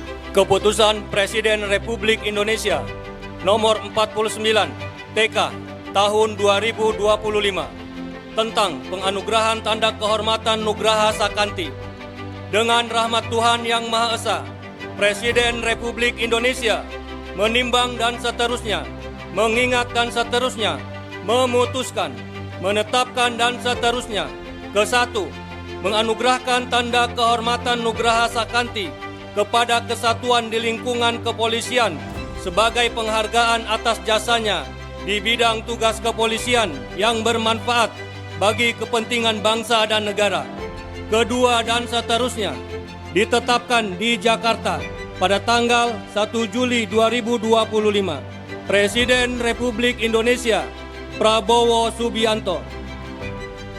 Lampiran Keputusan Presiden Republik Indonesia Nomor 49 TK Tahun 2025. Nomor urut 1 Itwasum Polri, 2 Baintelkam Polri, 3 SSDM Polri, 4 Divisi Humas Polri, 5 Divisi Propam Polri, 6 Polda Aceh, 7 Polda Sumatera Selatan, masing-masing dianugerahi tanda kehormatan Nugraha Sakanti. Terdapat 7 satuan Polri yang menerima penghargaan, yakni Itwansum Polri, Baintelkam Polri, ESDM Polri, Divisi Humas Polri, Divisi Propam Polri, Polda Aceh, dan Polda Sumatera Selatan. Selain itu, Presiden juga menganugerahkan tanda kehormatan Bintang Bayangkara Nararia kepada 3 anggota Polri atas dedikasi, keberanian, dan ketabahan yang melampaui tugas kewajiban. Dari Jakarta, Jihan Nabila Azizul Hakim, Simpo TV melaporkan. Hal menarik lainnya, pemirsa, Presiden Prabowo Subianto mendapat salam hormat yang tak biasa dalam parade defile HUT Bayangkara ke-79 yang digelar di Monas pada Selasa pagi. Sebuah robot polisi canggih IK-9 memberikan hormat di depan podium kehormatan dan dibalas langsung oleh Presiden Prabowo Subianto. Inilah Robi, robot polisi Indonesia. Parade Defile HUT Bayangkara ke-79 di Monumen Nasional Jakarta menyuguhkan beragam atraksi menarik dari unsur Polri dan masyarakat. Namun salah satu momen yang mencuri perhatian terjadi saat sebuah robot polisi canggih yang disebut humanoid dan IK-9 memberikan salam hormat kepada Presiden Republik Indonesia Prabowo Subianto yang saat itu bertindak sebagai inspektur upacara. Robot polisi akan memberikan penghormatan kepada Presiden Republik Indonesia. Inilah Robi, robot polisi. Robot humanoid dan anjing ke-9 tersebut merupakan inovasi Polri di bidang teknologi yang dirancang untuk membantu tugas kepolisian di lapangan, termasuk dalam deteksi objek berbahaya, pengintaian, dan patroli di area beresiko tinggi. Dilengkapi dengan sistem kamera, sensor jarak, dan kendali jarak jauh berbasis kecerdasan buatan, IK-9 merupakan simbol transformasi digital Polri menuju polisi modern dan presisi. Presiden Prabowo terlihat takjub dan tersenyum saat robot tersebut bergerak ke arah podium kehormatan, lalu mengangkat tangannya seakan memberi penghormatan. Respon Presiden Prabowo yang membalas salam hormat tersebut disambut riuh tepuk tangan dari para tamu undangan dan masyarakat yang hadir menyaksikan langsung. Robot polisi IK-9 diharapkan mampu memberikan perlindungan lebih efisien, cepat, dan aman di berbagai kondisi tantangan keamanan. Momen ini sekaligus menegaskan arah pembangunan Polri yang semakin terbuka terhadap kemajuan teknologi dan komitmen pemerintah dalam mendukung modernisasi aparat penegak hukum di Indonesia. Dari Jakarta, Jihan Nabila Azizul Hakim, Sinpo TV melaporkan. Wow, Arif, seru sekali ya. Kemarin kita sama-sama menyaksikan kemeriahan ataupun keberlangsungan acara HUT Bayangkara yang ke-79. Ini sangat meriah sekali, mewah sekali ya Arif ya. Begitu banyak masyarakat Indonesia yang mencintai Polri dan juga hak-hak terkaitnya seperti itu ya. Dan juga ini ada hal yang menarik di mana dari Polri sendiri ini menginisiasikan ataupun menciptakan sebuah robot yang unik dan juga menarik, bahkan memberikan salam hormat kepada Presiden Prabowo Subianto. Ini ada yang berbentuk manusia, ada yang berbentuk juga seperti anjing seperti itu ya. Ini untuk melacak sepertinya ya, tapi bisa menggunakan robot. Ini luar biasa sekali sih untuk Polri. Benar sekali, ini apresiasi sekali lagi untuk hari ulang tahun ke-79 Polri, di mana Polri memberikan dobrakan ataupun gebrakan salah satunya dengan robot humanoid, kemudian ada juga robot yang berbentuk anjing. Ini akan sangat berguna ketika mungkin digunakan di situasi-situasi yang genting, di situasi-situasi yang sulit dijangkau oleh manusia. Inilah peran robot-robot ini nantinya yang akan langsung turun ke lapangan. Dan kalau kita lihat juga bagaimana kemarin ini banyak sekali atraksi-atraksi yang ditunjukkan oleh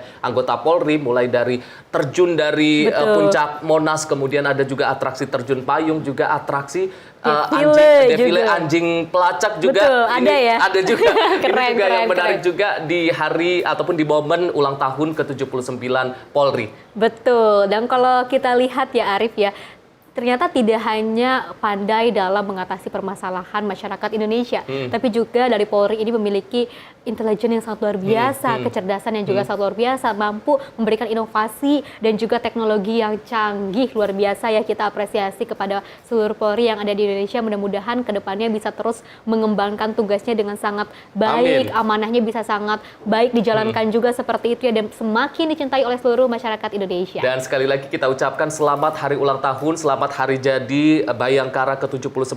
Mudah-mudahan semakin itu tadi menyala, kemudian semakin mencintai rakyatnya dan juga mengayomi masyarakat Indonesia. Pemirsa, informasi lainnya akan terus kami hadirkan usai jeda berikut ini.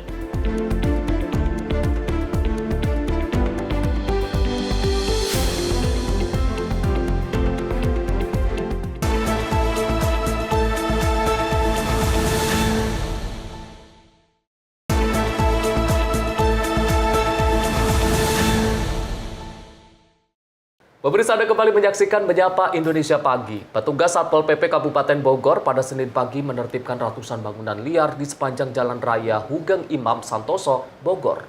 Dan pembongkaran dilakukan menggunakan alat berat dan dimulai dari Simpang Gadok hingga jalur Bocimi.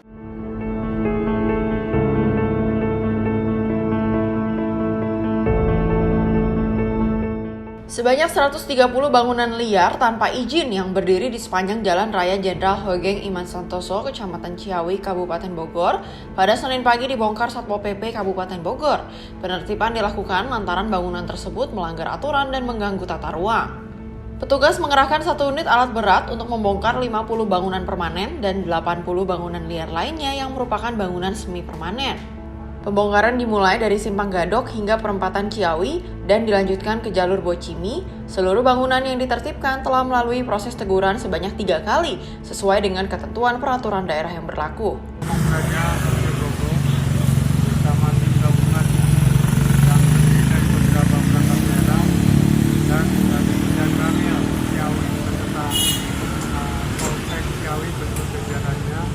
Hari ini menertibkan bangunan para PKL yang diawali di persimpangan Gadok sampai dengan perempatan terkait dengan jalur Bocili. Jumlah bangunan yang diterjunkan sebanyak 130 bangunan yang terdiri dari 50 bangunan semi permanen. Menurut Sekdi Satpol PO Anwar Anggana, pembongkaran ini merupakan bagian dari penataan kawasan Kabupaten Bogor. Penataan ini bertujuan agar kawasan strategis menjadi bersih dan nyaman serta mengurai kemacetan. Dari Bogor, kontributor Simpo TV melaporkan.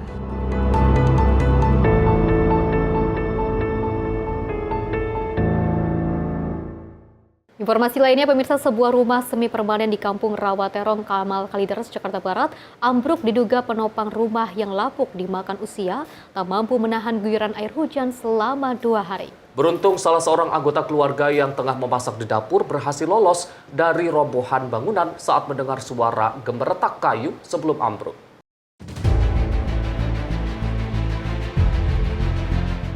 Ambruknya rumah milik Guming yang berlokasi di Kampung Rawaterong, Kamal Kalideres, Jakarta Barat terjadi pada hari Minggu sore kemarin. Sejumlah tiang bangunan terlihat patah hingga membuat atap rumah nyaris menimbun area dapur dan kamar mandi. Menurut penuturan Mila, anak korban, sebelum roboh cuaca di sekitar lokasi rumah tengah diguyur hujan deras. Diduga tiang rumah yang telah lapuk dimakan usia tak mampu menahan beban hingga akhirnya ambruk. Beruntung salah seorang keluarga yang tengah memasak lolos dari maut setelah berhasil kabur keluar rumah saat mendengar suara gemeretak kayu yang patah.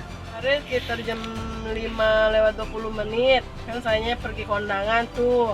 Jadi ada orang tua gitu, mama sama anak saya yang udah berkeluarga minta ngetin sayur soto. Nah, diangetin sama goreng keripik. Pas itu lagi keadaan kompor nyala, ini bunyi kretek-kretek, langsung anak saya lari ke depan. Ini tentu terus saja api. Karena mungkin udah kemarin kan hujan mulu sama angin juga, jadi mungkin nggak kuat buat nopang rumah, namanya rumah peninggalan dari engkong, udah tua. Jadi ya rubuh seperti ini gitu, Pak. Menurut Mila, rumahnya juga sempat rusak saat peristiwa angin puting beliung yang menerjang permukiman warga beberapa waktu lalu. Untuk sementara, keluarga Mila yang berjumlah 11 orang termasuk 2 orang balita mengungsi ke rumah kerabatnya yang lain. Tim kontributor Simpo TV melaporkan. Pemirsa, kisah pilu datang dari sepasang suami istri Madsupi dan Ratna, warga kampung Pasir Gemu, Desa Cigoong, Utara Kabupaten Lebak, dan juga hidup dalam kondisi memprihatinkan. Keluarga kurang mampu itu terpaksa tinggal di saung gubuk terpal ukuran 3 x 5 meter setelah rumah mereka ambruk dan juga rata dengan tanah akibat bencana pada tahun 2019 lalu. Seperti inilah kondisi hidup Madsupi dan Ratna bersama 4 anaknya di saung gubuk terpal. Warga kampung Pasir Gemu, Desa Cigoong, Utara, Kecamatan Cikulur, Kabupaten Lebak, Banten. Bangunan yang mereka huni sangat tidak layak. Berdindingkan terpal usang dan berlantai tanah, saung itu berdiri di lahan kosong milik orang lain dan hanya mengandalkan kayu sederhana sebagai penopangnya. Di dalam saung, pakaian dan perabot rumah tangga yang sangat sederhana berserakan di segala penjuru ruang. Tak ada pembatas ruang, tak ada ranjang, tak ada dapur memadai. Kondisi ini sudah mereka jalani selama 5 tahun, sejak rumah sederhana mereka ambruk akibat hujan deras dan angin kencang pada tahun 2019. Ibu tinggal di sini sudah berapa lama nih, Bu? Udah 5 tahun sih, Pak. Memangnya rumah yang di sana kenapa? Udah nggak bisa ditempatin, roboh aja itu. Tahun berapa sih robohnya? Dari tahun 2019. Berarti di sini Ibu udah 5 tahun ya? Udah 5 tahun di sini. Bu, di sini itu Ibu tinggal di tempat siapa nih, Bu? Di tempat lahan itu yang kosong lah. Punya orang desa sini, punya sendiri lahan orang, disuruh nempatin. Ininya sebelum suruh ditempatin aja. Sang suami mengaku sudah berkali-kali mengajukan bantuan kepada pihak terkait. Namun hingga kini belum ada bantuan maupun tindakan konkret dari pemerintah setempat. Lagi bersih-bersih, ngurusin bata yang bekas roboh, Pak. Robohnya ini tahun berapa sih? 2019. Oh, udah 5 tahun ya? Ya. Kenapa robohnya, Pak? Ya karena udah lapuk, terus hujan angin. Nah, Pak, semenjak roboh ini, apakah sudah ada bantuan dari pemerintah atau gimana nih, Pak? Belum ada, Pak. Pernah ngusulin juga atau gimana? ngusulin udah, tapi nggak ada yang ngerespon. Tahun berapa itu ngusulnya, Pak? Ya pas roboh aja itu 2019. Sama sekali ya nggak ada yang respon? Iya, belum ada. Berapa kali Bapak melakukan usulan? Ada 3 kali lah. Tapi datang ada ke sini? Datang ada, cuma foto-foto doang sih. Nah Pak, semenjak roboh ini Bapak tinggal di mana? Tinggal di Sampai. Di tempat siapa tuh Pak? Di tempat tanah desa yang kosong, tumpang. Bikin saung atau gimana di sana? Iya, bikin kecil saung. Nah harapan Bapak apa nih Pak? Ya diharap sih ada bantuan dari pemerintah setempat lah, dan membantu-bantu. Ya kurang apa adanya lah begini lah. Kondisi ini menunjukkan masih banyak warga miskin di perdesaan yang belum tersentuh oleh bantuan pemerintah. Jika tidak ada perhatian serius dari pemangku kebijakan, maka jurang kemiskinan akan semakin lebar dan nyata di Provinsi Banten, khususnya di Kabupaten Lebak. Dari Lebak, Banten, Firman Arif, Sinpo TV melaporkan. Kasihan sekali ya Arif dan juga pemirsa, ada peristiwa seperti ini. Kita sesama manusia tentunya juga diharapkan bisa saling menolong, bisa saling membantu. Apalagi ada saudara kita sama-sama orang-orang Indonesia seperti itu ya. Ini harus kita segera bantu. Mudah-mudahan dari Pemprov Banten, Bapak Gubernur Banten Andra Soni mudah-mudahan bisa melihat dan juga langsung meninjau lokasi tersebut dan juga diberikan sebuah bantuan kepada masyarakat yang ada di Banten seperti itu ya, di Lebak Banten pastinya. Dan mudah-mudahan ke depannya ini ada turut campuran ataupun terkait dari masyarakat. Betul, campuran dari masyarakat, bantuan dari pemerintah. Ini seluruhnya bisa berkoordinasi dan juga bekerja sama untuk sama-sama membantu orang-orang yang membutuhkan. Dan kalau kita melihat ini kan peristiwanya dari 2019, Betul. itu artinya hampir 6 tahun Betul. keluarga ini tinggal di dalam gubuk terpal, dan kita berharap ini uluran tangan dari para dermawan khususnya mungkin dari pemerintah Provinsi Banten ataupun pemerintah kabupaten setempat untuk bisa segera mengulurkan bantuan untuk pasangan ataupun keluarga ini agar bisa memperoleh rumah yang kembali layak. Betul, karena kita tahu mungkin ini karena bencana pada tahun 2019 lalu, dan dari 2019 sampai 2025 ini artinya mereka harus tinggal di gubuk tersebut. Betul, apalagi dari Presiden Prabowo Subianto juga telah menginisiasikan terkait dengan adanya program rumah yang akan dibangun untuk orang-orang rumah yang tidak memiliki rumah yang sangat layak seperti itu. Mudah-mudahan ini ada kejadian seperti ini bisa diberikan bantuan rumah yang layak agar nanti ke depannya bisa memberikan hunian yang sangat nyaman. Pemirsa, kita lanjutkan informasi lainnya di mana melakukan aksi pencurian sepeda motor di 37 lokasi unit Reskrim Polsek Cikarang Timur berhasil mengamankan 5 orang tersangka di Kabupaten Bekasi, Jawa Barat pada Senin siang. Dalam menjalankan aksinya, tersangka kerap mengincar kendaraan yang terparkir di depan rumah. Unit Reskrim Polsek Cikarang Timur Polres Metro Bekasi melakukan penangkapan tersangka pencurian sepeda motor di sebuah rumah kontrakan di Jalan Ranca Balaka, Hekarmada, Cikarang Timur, Kabupaten Bekasi, Jawa Barat. Usai melakukan penyergapan, petugas berhasil mengamankan 5 orang tersangka: Ahmad Fadila, Randi, Dedi Hardi, Ahmad Dhani, dan Sahrul. Tersangka yang diamankan merupakan spesialis pencurian sepeda motor yang sudah melakukan pencarian di 37 lokasi di wilayah Kabupaten Bekasi. Para tersangka yang diamankan mempunyai peran masing-masing seperti eksekutor dan joki. Dalam menjalankan aksi, tersangka kerap mengincar kendaraan yang terparkir di depan rumah tanpa pengawasan. Menurut keterangan Kapolres Metro Bekasi pada Senin siang, penangkapan kelima tersangka berawal dari informasi dari masyarakat yang menjadi korban pencurian. Dari hasil penyelidikan, pelaku sudah melakukan aksi pencurian di 37 TKP. Seluruh korban pencurian sudah ada laporan polisi di beberapa polsek jajaran wilayah Polres Metro Bekasi. Perkara pencurian kendaraan bermotor. Jadi kalau hasil rilis memang ini LP-nya Polsek Cikarang Timur. Namun dari hasil pengembangan, tersangka ini melakukan pencurian kendaraan bermotor sekitar 37 tempat kejadian perkara dan ada laporan polisinya. Dari peristiwa tersebut kita mengamankan ada 5 orang tersangka. Jadi semua total ada 7, tapi 2 diproses di Polda. Jadi kalau kita yang di Polres Metro Bekasi ataupun Polsek Cikarang Timur ada 5.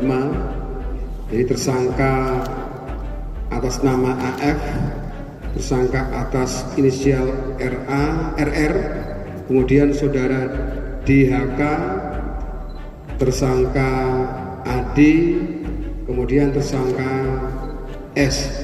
Itu 5 tersangka yang kita amankan dan khususnya di sebelah kiri saya di bagian belakang. Dari 2 kelompok ini kita berhasil mengungkap kurang lebih ada 37 tempat kejadian perkara. Rinciannya itu di Polsek Cikarang Utara 2 TKP. Dari tangan tersangka, petugas berhasil mengamankan barang bukti kunci letter T dan kendaraan hasil curian. Para tersangka terancam pasal 363 dengan ancaman penjara paling lama 7 tahun. Dari Bekasi, Muhammad Ridwan, Simpo TV melaporkan.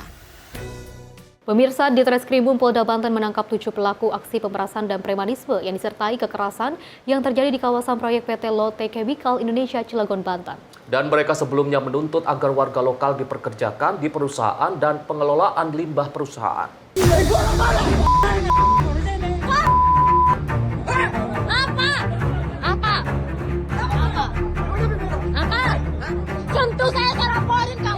Sebanyak 7 pelaku diamankan Polda Banten atas perbuatan melakukan aksi demonstrasi dan sweeping terhadap karyawan PT Lotte Chemical Indonesia Cilegon, Banten. Motif dari unjuk rasa tersebut menuntut agar warga lokal dipekerjakan di perusahaan dan pengelolaan limbah dilakukan oleh masyarakat sekitar. Namun dalam aksinya tersebut, para pelaku saat melakukan aksi berujung pada tindakan kekerasan dan perusakan. Ketujuh pelaku tersebut memiliki peran berbeda-beda mulai dari pelaku sweeping, orator, koordinator lapangan, hingga penanggung jawab aksi. Kami adalah kelompok masyarakat lingkungan sekitar yang mana 7 orang tersebut adalah menciptakan demo. Tapi faktanya adalah aksi sweeping, yang mana video sudah jelas, mulai membongkar pintu depan, pintu belakang, sampai sweeping di area perkantoran, yang tujuannya untuk mendapatkan pengelolaan limbah. Jadi jelas videonya yaitu melaksanakan aksi sweeping disertai intimidatif, yang tujuannya untuk pengelolaan limbah industri. Untuk mempertanggungjawabkan perbuatannya, para pelaku dijerat pasal 160 KUHP, pasal 170 KUHP, pasal 406 KUHP, dan pasal 355 KUHP dengan ancaman paling lama 9 tahun penjara. Dari Serang, Banten, Firman Arif, Simpo TV melaporkan. Pemirsa, seorang guru ngaji di Tebet, Jakarta Selatan diamankan unit perlindungan perempuan dan anak Satreskrim Polres Metro Jakarta Selatan karena diduga kuat telah mencabuli sedikitnya 10 orang santri yang masih di bawah umur. Pelaku berinisial AF telah ditetapkan sebagai tersangka mengaku mencabuli anak-anak perempuan di bawah umur yang mengaji di kediamannya sejak 4 tahun lalu.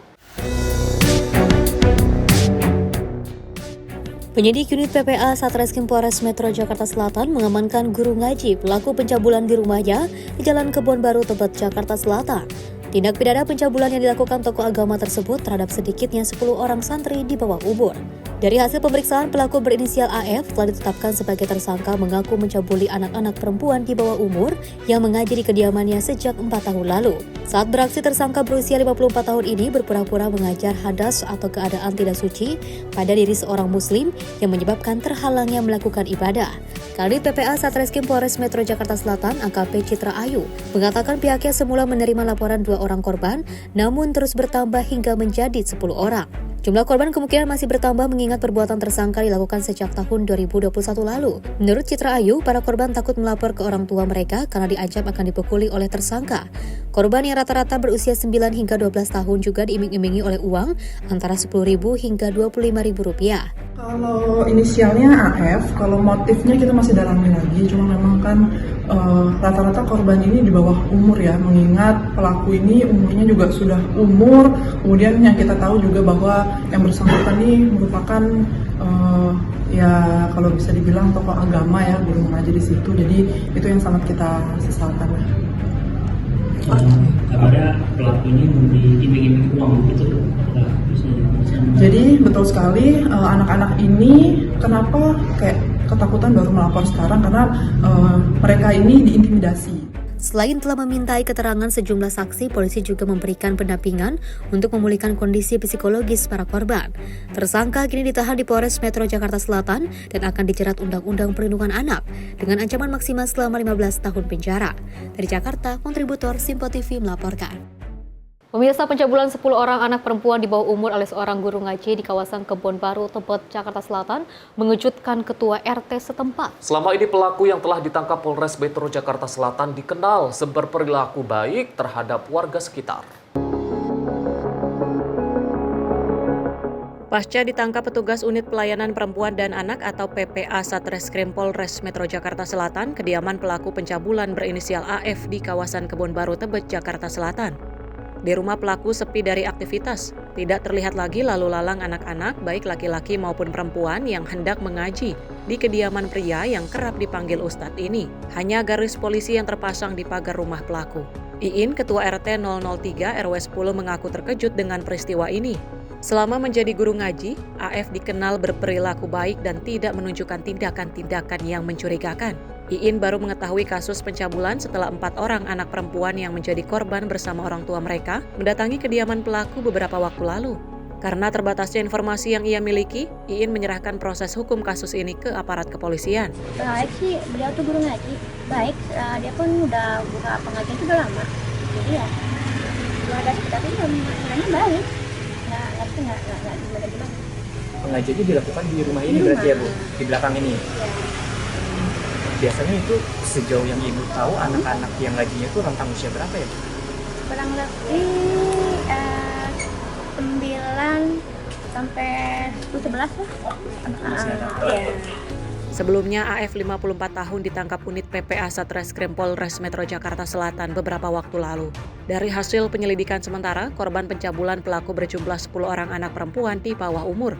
Sebelum beraksi, pelaku terlebih dahulu meminta anak-anak yang berjenis kelamin laki-laki untuk pulang terlebih dahulu usai mengaji. Para korban diintimidasi agar tidak melapor ke orang tua mereka dan diiming-imingi sejumlah uang. Dari Jakarta, kontributor Sinpo TV melaporkan.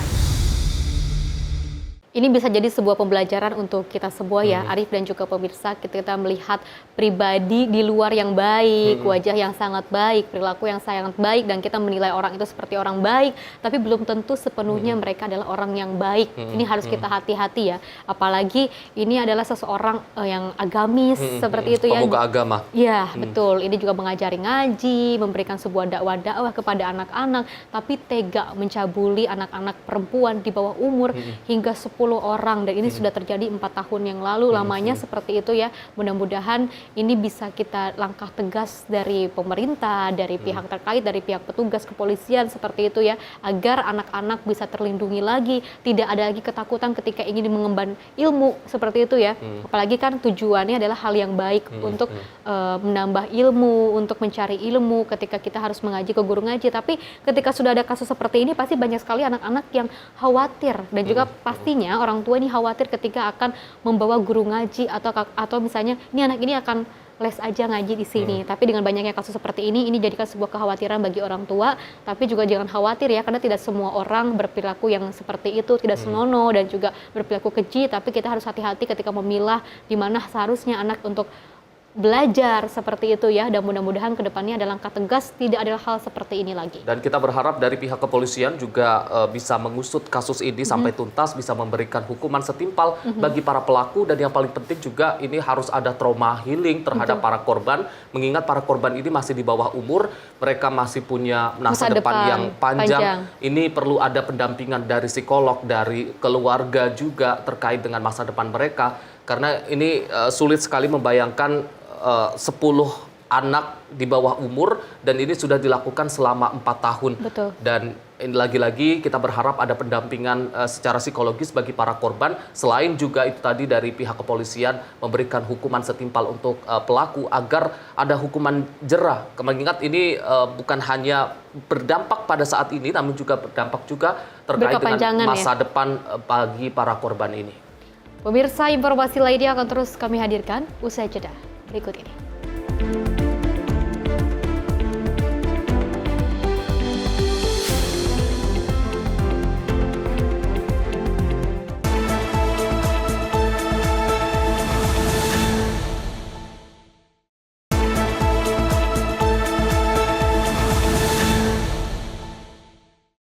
Pemirsa, Anda kembali menyaksikan Menyapa Indonesia Pagi. Dalam menjaga semangat persatuan dan juga merawat kebinekaan bangsa, Kepolisian Negara Republik Indonesia menggelar kegiatan doa bersama lintas agama dalam rangka menyambut Hari Bayangkara ke-79. Tentunya pemirsa, kegiatan ini berlangsung di Auditorium Mutiara STIK Lemdiklat Polri pada Senin 30 Juni 2025 pukul 14.00 waktu Indonesia Barat. Kegiatan doa bersama yang diinisiasi oleh SSDM Polri dihadiri oleh sedikitnya 1.200 peserta lintas agama yang terdiri dari anggota TNI Polri, tokoh agama, tokoh masyarakat, perwakilan mahasiswa, organisasi kepemudaan, dan unsur masyarakat umum. Tak hanya itu, panitia juga menghadirkan 200 anak yatim piatu dari berbagai agama sebagai simbol kepedulian sosial dan kebersamaan lintas iman. Dalam sambutannya, Karodal Pers SSDM Polri, Brigjen Pol Ertel Stepan, selaku Ketua Penyelenggara menyampaikan bahwa kegiatan ini merupakan refleksi nyata dari tema besar Hari Bayangkara tahun ini, yakni Polri untuk masyarakat. Juga memupuk kebersamaan semua elemen bangsa. Hadir di tengah-tengah kita tokoh muda moderat nasionalis, yaitu Ustadz Dr. Adi Hidayat LC.MA, PhD, yang akan memberikan ceramah kebangsaan kepada kita semua. Hadirin yang kami muliakan, untuk memohon kehadiran Allah Subhanahu wa Ta'ala, Tuhan Yang Maha Esa, agar bangsa Indonesia semakin maju, serta seluruh rangkaian kegiatan peringatan ke-79 Hari Bayangkara, baik tingkat pusat maupun kewilayahan dapat berjalan dengan lancar dan sukses. Semoga niat dan langkah kita sekalian diberikan balasan kebaikan dari Tuhan Yang Maha Esa. Amin. Ia juga menjelaskan bahwa kegiatan ini merupakan bagian dari rangkaian peringatan Hari Bayangkara ke-79 yang turut diisi dengan ajang sana, lomba-lomba edukatif, pertandingan olahraga, bazar UMKM, dan puncaknya adalah upacara peringatan yang akan digelar secara terpusat pada 1 Juli 2025 di lapangan Monas, Jakarta. Sebagai bagian dari kegiatan spiritual, para tokoh agama hadir memimpin doa bersama sesuai dengan keyakinan masing-masing, antara lain dari unsur Islam, Kristen Protestan, Katolik, Hindu, Buddha, dan Konghucu. Sementara itu, dalam ceramah kebangsaan yang disampaikan oleh Wakil Ketua 1 Majelis Tablik Pimpinan Pusat Muhammadiyah, Ustadz Adi Hidayat, disampaikan apresiasi atas inisiatif mulia Polri dalam merawat persatuan bangsa melalui ruang doa lintas agama. Tidak boleh ada tapak-tapak tanah di negara kesatuan Republik Indonesia itu kecuali di dalamnya ada Polri dengan nilai-nilai kebaikan yang siap menjaga. Maka kita dorong TNI Polri-nya kompak, kuat, dibersamai ulamanya. Kalau sudah berkumpul di hari ini, TNI-nya, Polri-nya, ulamanya, tokohnya, rohaniawannya, kita semua dalam lautan karpet kebiruan untuk menyambung keindahan alam langit Indonesia yang kita gali. Kalau belum ada keinginan kuat untuk mewujudkannya, dengan cara apa lagi dan berapa lama lagi kita difasilitasi untuk menyongsong Indonesia emas yang kita cintai. Kegiatan doa bersama ini menjadi simbol kuat kolaborasi dan semangat kebangsaan lintas sektoral dalam menjaga harmoni, sekaligus mempertegas bahwa Polri hadir bukan sekedar sebagai penjaga keamanan, tetapi juga perekat kebinekaan Indonesia. Tim redaksi Simpo TV melaporkan. Dalam peringatan Hari Bayangkara ke-79, Presiden Prabowo Subianto mengimbau polisi untuk tetap profesional dan berpihak kepada rakyat. Presiden Prabowo Subianto menekankan pentingnya kepolisian yang bersih, tangguh, dan dicintai masyarakat. Dalam upacara peringatan ke-79 Hari Bayangkara di Monumen Nasional Jakarta pada Selasa 1 Juli 2025, Presiden Prabowo Subianto mengimbau seluruh anggota kepolisian agar menjadi sosok yang profesional, bersih, dan berpihak pada rakyat. Prabowo menekankan pentingnya polisi yang melindungi dan membela masyarakat, khususnya kelompok lemah dan tertindas. Dalam pidatonya, Prabowo menyampaikan bahwa cita-cita bangsa Indonesia adalah menciptakan negara yang bebas dari kemiskinan, kelaparan, dan ketidakadilan. Ia menekankan peran kepolisian yang kuat dan dicintai rakyat sebagai kunci dalam mewujudkan tujuan tersebut. Polisi diminta selalu hadir di tengah masyarakat dan melayani sepenuh hati. Saudara-saudara sekalian, cita-cita kita adalah suatu negara di mana seluruh rakyat menikmati kemerdekaan dan kesejahteraan. Cita-cita pendiri bangsa kita adalah Indonesia yang tanpa kemiskinan, Indonesia yang tanpa kelaparan, Indonesia yang ada keadilan. Itu cita-cita kita. Dan karena itulah negara dan bangsa kita memerlukan suatu kepolisian yang tangguh, kepolisian yang unggul, kepolisian yang bersih, kepolisian yang dicintai rakyat, kepolisian rakyat.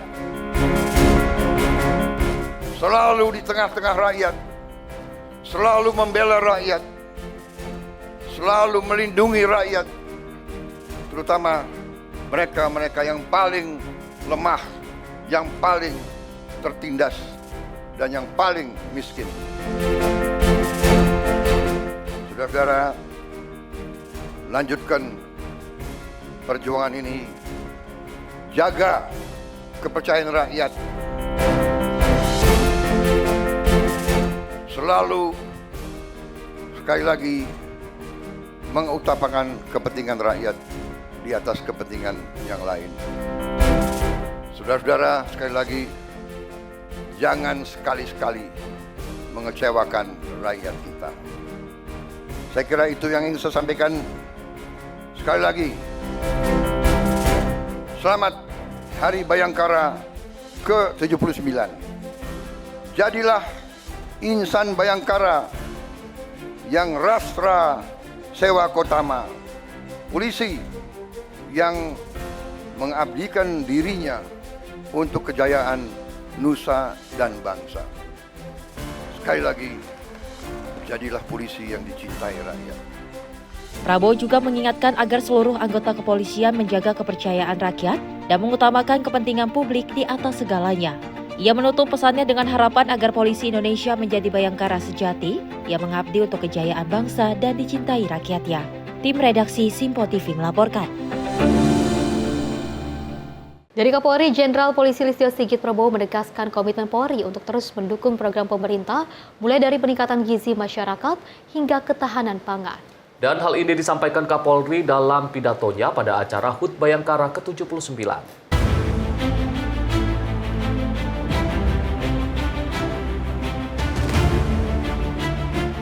Kapolri Jenderal Polisi Listio Sigit Prabowo menegaskan komitmen Polri untuk terus berkontribusi aktif dalam program-program prioritas pemerintah Presiden Prabowo. Dalam bidang gizi dan ketahanan pangan, Polri turut mendorong pembangunan Satuan Pelayanan Pemenuhan Gizi atau SPPG Polri yang ditargetkan mencapai 100 unit pada tahun 2025. Namun hingga Juni 2025, Kapolri mengungkapkan tercatat sudah terbentuk 139 SPPG Polri yang melayani lebih dari 430.000 penerima manfaat. Selain itu, Kapolri menyampaikan bahwa pihaknya menyediakan fasilitas pelatihan melalui Pusdiklat bagi para sarjana penggerak pembangunan Indonesia. Adapun di sektor ketahanan pangan, Polri melakukan pengawasan distribusi bantuan pangan, pemanfaatan lahan produktif, serta dukungan pada komunitas tani di berbagai daerah. Dengan dilandasi semangat pengabdian yang tidak pernah padam, Polri siap mengerahkan segala sumber daya untuk menyukseskan seluruh program dan kebijakan pemerintah. Dalam mendukung program makan bergizi gratis pada tahun 2025, Polri menargetkan pendirian 100 SPPG. Namun hingga Juni 2025 sudah terdapat 139 SPPG yang diproyeksikan dapat melayani 430.000 penerima manfaat. Sampai saat ini 18 SPPG telah beroperasi, 24 SPPG dalam tahap verifikasi dan 97 SPPG dalam tahap pembangunan. Dan mudah-mudahan sampai akhir tahun bisa sampai dengan 200 SPPG dan tahun berikutnya kita akan naikkan 2-3 kali lipat, Pak. Selain itu, Polri juga menyediakan sarana Pusdiklat dan SPN sebagai lokasi pelatihan sarjana penggerak pembangunan Indonesia. Sejalan dengan itu, dalam mendukung ketahanan pangan, Polri telah menjalankan program pekarangan pangan bergizi dan pemanfaatan lahan produktif guna mengoptimalkan lahan yang belum terkelola, pengawasan distribusi bantuan pemerintah, dan hasil panen agar tepat sasaran. Rekrutmen 593 personil Bintara Kompetensi Khusus, serta optimalisasi peran Babin Kamtibmas dan Bintara Penggerak Ketahanan Pangan sebagai ujung tombak pelaksana di lapangan. Khusus pada komoditas jagung, Polri bersama Kementan RI dan stakeholder lainnya, serta 135.563 kelompok tani telah mendorong penanaman jagung pada 429.000 hektar lahan. Kami juga mengembangkan inovasi bibit unggul, pupuk, dan aplikasi gugus tugas Polri mendukung ketahanan pangan.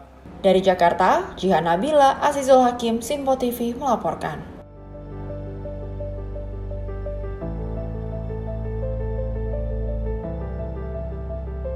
Kerjasama antara pemerintah dan juga Polri hingga saat ini kalau kita lihat ya Arif dan juga pemirsa sangat luar biasa sekali keakrabannya, sangat luar biasa sekali kekompakannya yang juga solid seperti itu ya. Pastinya juga untuk kepentingan bangsa dan juga negara. Dan mudah-mudahan kekompakan di antara pemerintah dan juga Polri ini bisa terus teguh seperti itu ya, dan juga bisa terus berkepanjangan, karena kalau kita lihat Polri ini selalu mendukung seluruh program-program dari Presiden Prabowo Subianto yang dicanangkan oleh Presiden RI Republik Indonesia. Ini untuk sebuah kebaikan, untuk sebuah kebaikan untuk bangsa dan juga negara seperti itu ya Arif dan juga pemirsa. Mudah-mudahan ini tidak hanya mendukung dari segi program-program pemerintah, tapi juga bisa mendukung hal-hal baik yang dilakukan oleh masyarakat Indonesia. Dan salah satunya program yang didukung oleh Polri ataupun instansi terkait ini adalah terkait dengan bagaimana ini akan mengembangkan ataupun menyediakan fasilitas dan juga pelayanan terkait dengan program makan bergizi gratis. Tidak hanya harus langsung campur tangan terkait dengan dapurnya,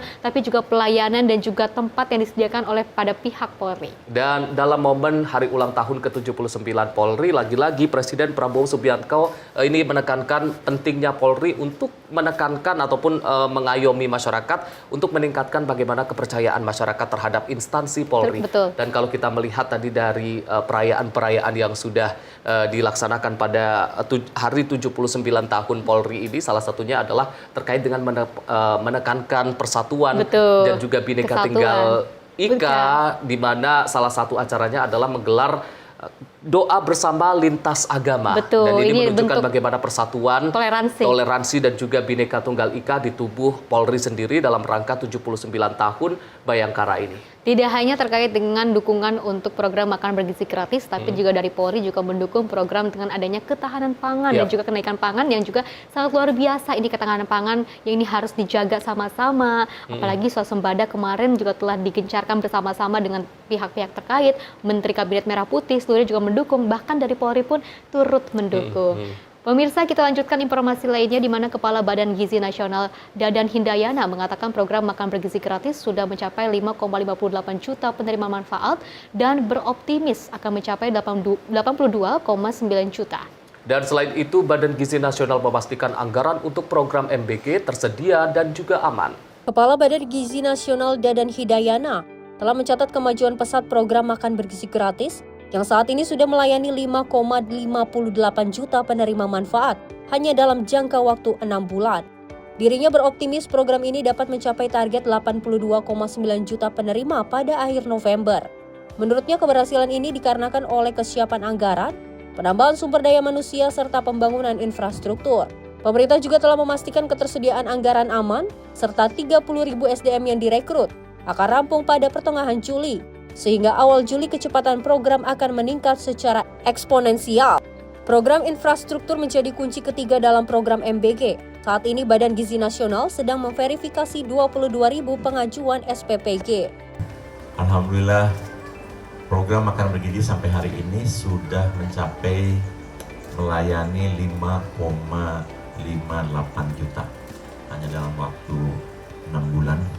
Dan itu sudah hampir setara dengan memberi makan seluruh penduduk Singapura. Target kita adalah 82,9 juta dan insya Allah akan kita capai di akhir November. Ada 3 kunci sukses makan bergizi, yaitu 1 anggaran, 2 SDM, yang ketiga infrastruktur. Anggaran sudah tidak perlu didiskusikan karena Pak Presiden sudah menyiapkan semuanya. Kemudian SDM sedang kami didik sebanyak 30.000 yang akan selesai di pertengahan Juli, sehingga pada awal Agustus percepatan program makan bergizi akan eksponensial karena SDM-nya sudah akan siap 33.000 secara keseluruhan Pak Menko. Dan infrastrukturnya menjadi kunci yang ketiga, dan insya Allah di gairah masyarakat luar biasa. Kami sekarang sedang berusaha memverifikasi 22.000 pengajuan, sehingga kalau 50% saja bisa diloloskan di bulan Juli ini, maka di Agustus itu minimal 8.000 satuan pelayanan pengolahan gizi yang melayani kurang lebih 20 juta sudah bisa terjadi di Agustus. Dari Jakarta, Kwinita Putri, Rona Bayu, Sinpo TV melaporkan.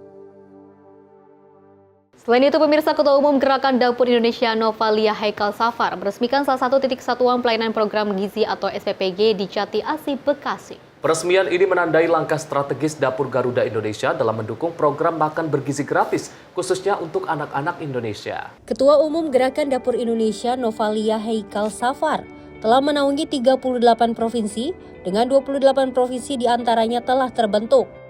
Novalia menjelaskan Dapur MBG Jatisari mampu menyuplai makanan bergizi gratis ke 20 sekolah, mulai dari SD hingga SMA.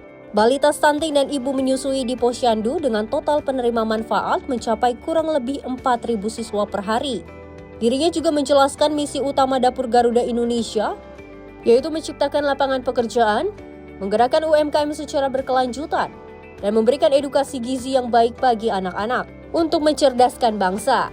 Program MBG diharapkan menjadi solusi nasional dalam membangun generasi Indonesia yang sehat, kuat, dan berdaya saing tinggi, sekaligus memperkuat kolaborasi antara pemerintah, masyarakat, dan dunia usaha. Jumlah sekolah kita kurang lebih 20 sekolah. 20 sekolah. Kurang di lebih. titiknya apa aja? SMP atau SMA? Dari TK, SD, SMP, SMA, dan ada stunting dan ibu menyusui, balita, Posyandu juga. Kalau untuk siswa total berapa siswa? Siswa kurang lebih 4.000 orang. Saat ini kita terbentuk di 28 provinsi yang insya Allah akan memberikan edukasi kepada dapur-dapur yang sudah ada di Indonesia, khususnya untuk program Anak Indonesia di program Bapak Prabowo. Mudah-mudahan insya Allah program ini menjadi program terbaik buat kita semua, buat anak bangsa. Visi misi saya adalah bagaimana menciptakan lapangan pekerjaan, bagaimana menciptakan UMKM yang berjalan dengan baik, bagaimana memberikan edukasi yang baik buat anak-anak, khususnya untuk gizi anak-anak yang insya Allah mencerdaskan anak bangsa, sehingga generasi penerus bangsa Indonesia menjadikan moto terbaik buat kita semua. Dari Jakarta, Kuinita Putri, Rona Bayu, Sinpo TV melaporkan. Pemirsa, Menteri Pemuda dan Olahraga Dito Aryo Tejo hadir dalam ajang Beyond Combat Showbiz World 5 sebagai bentuk konsistensi pemerintah mendukung perkembangan olahraga tarung di Indonesia. Kehadiran Menpora di arena Beyond Combat ini menegaskan komitmen pemerintah dalam pembinaan atlet dan juga industri olahraga nasional.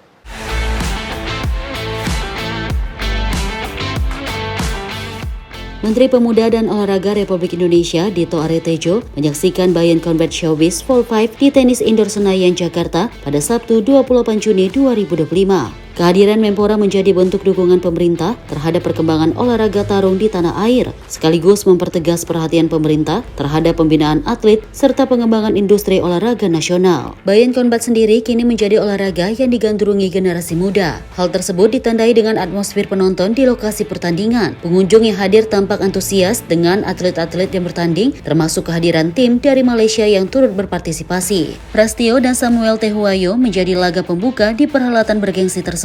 Lalu dilanjutkan dengan Jordan Boy bertemu dengan Amarul. Duel yang ditunggu-tunggu publik adalah pertarungan antara Ajis Kalim berhadapan dengan Jackson Carmela alias KKZ. Partai pemungkas di kelas 61 kg ini akhirnya dimenangkan Ajis Kalim. Ajis Kalim menang setelah Dewan Juri memutuskan lewat angka mutlak unanimous decision. Gelar juara kick striking nasional secara resmi menjadi milik Ajis. Beyond Combat Showbiz sendiri merupakan salah satu wadah utama bagi para petarung lokal untuk unjuk gigi dan mendapatkan pengalaman lebih luas. Tim redaksi Sinpo TV melaporkan. Kantor Komunikasi Kepresidenan atau Presidential Communication Office mengajak mahasiswa untuk lebih melek, akan literasi digital hingga mencegah terjadinya disinformasi. Hal tersebut ditegaskan oleh Kepala PCO Hasan Nasbi saat acara PCO Goes to Campus di Universitas Al-Azhar pada Senin siang.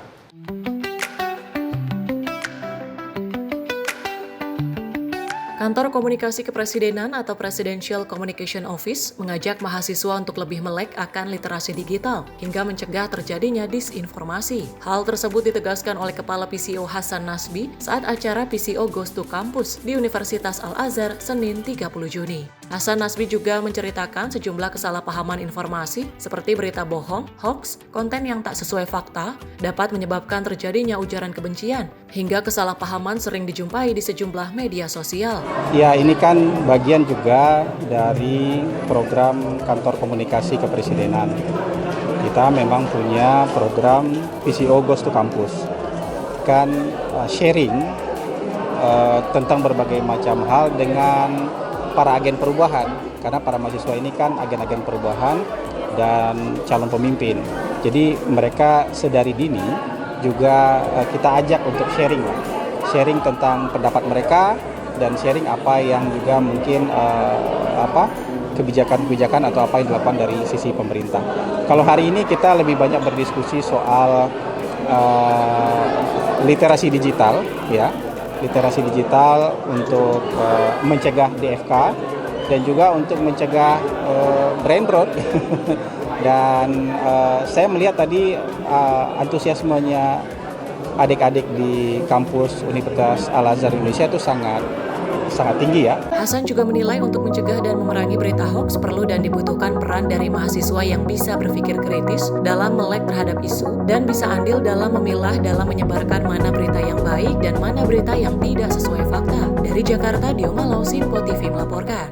Ya memang di zaman yang saat ini sudah serba modern, sudah serba digital, apa-apa kita sudah melakukan kris-step ya Arif, kita juga sudah melakukan kris-step untuk misalkan membeli barang-barang, terus juga bahkan pedagang kaki lima sekarang sudah menggunakan kris-step, begitu banyak sekali digitalisasi yang saat ini sudah semakin modern, sudah semakin canggih. Ini dari Kepala PCO Hasan Nasbi juga mengingatkan kepada seluruh mahasiswa agar kita bisa melek dengan kekayaan intelektual, kekayaan digital, dan harus adanya literasi digital karena kita tidak boleh mensalahgunakan yang sudah terjadi, yang juga informasi-informasi, apalagi sekarang sudah ada AI seperti itu ya. Apalagi kalau misalnya sudah ada AI ini, jangan sampai kita menyalahgunakan kecerdasan buatan yang memang ini bisa bermanfaat untuk kita. Sebetulnya ini untuk kita bisa membantu terkait dengan pembelajaran, mengetahui hal apapun, kita bisa menanyakan kepada AI seperti itu ya.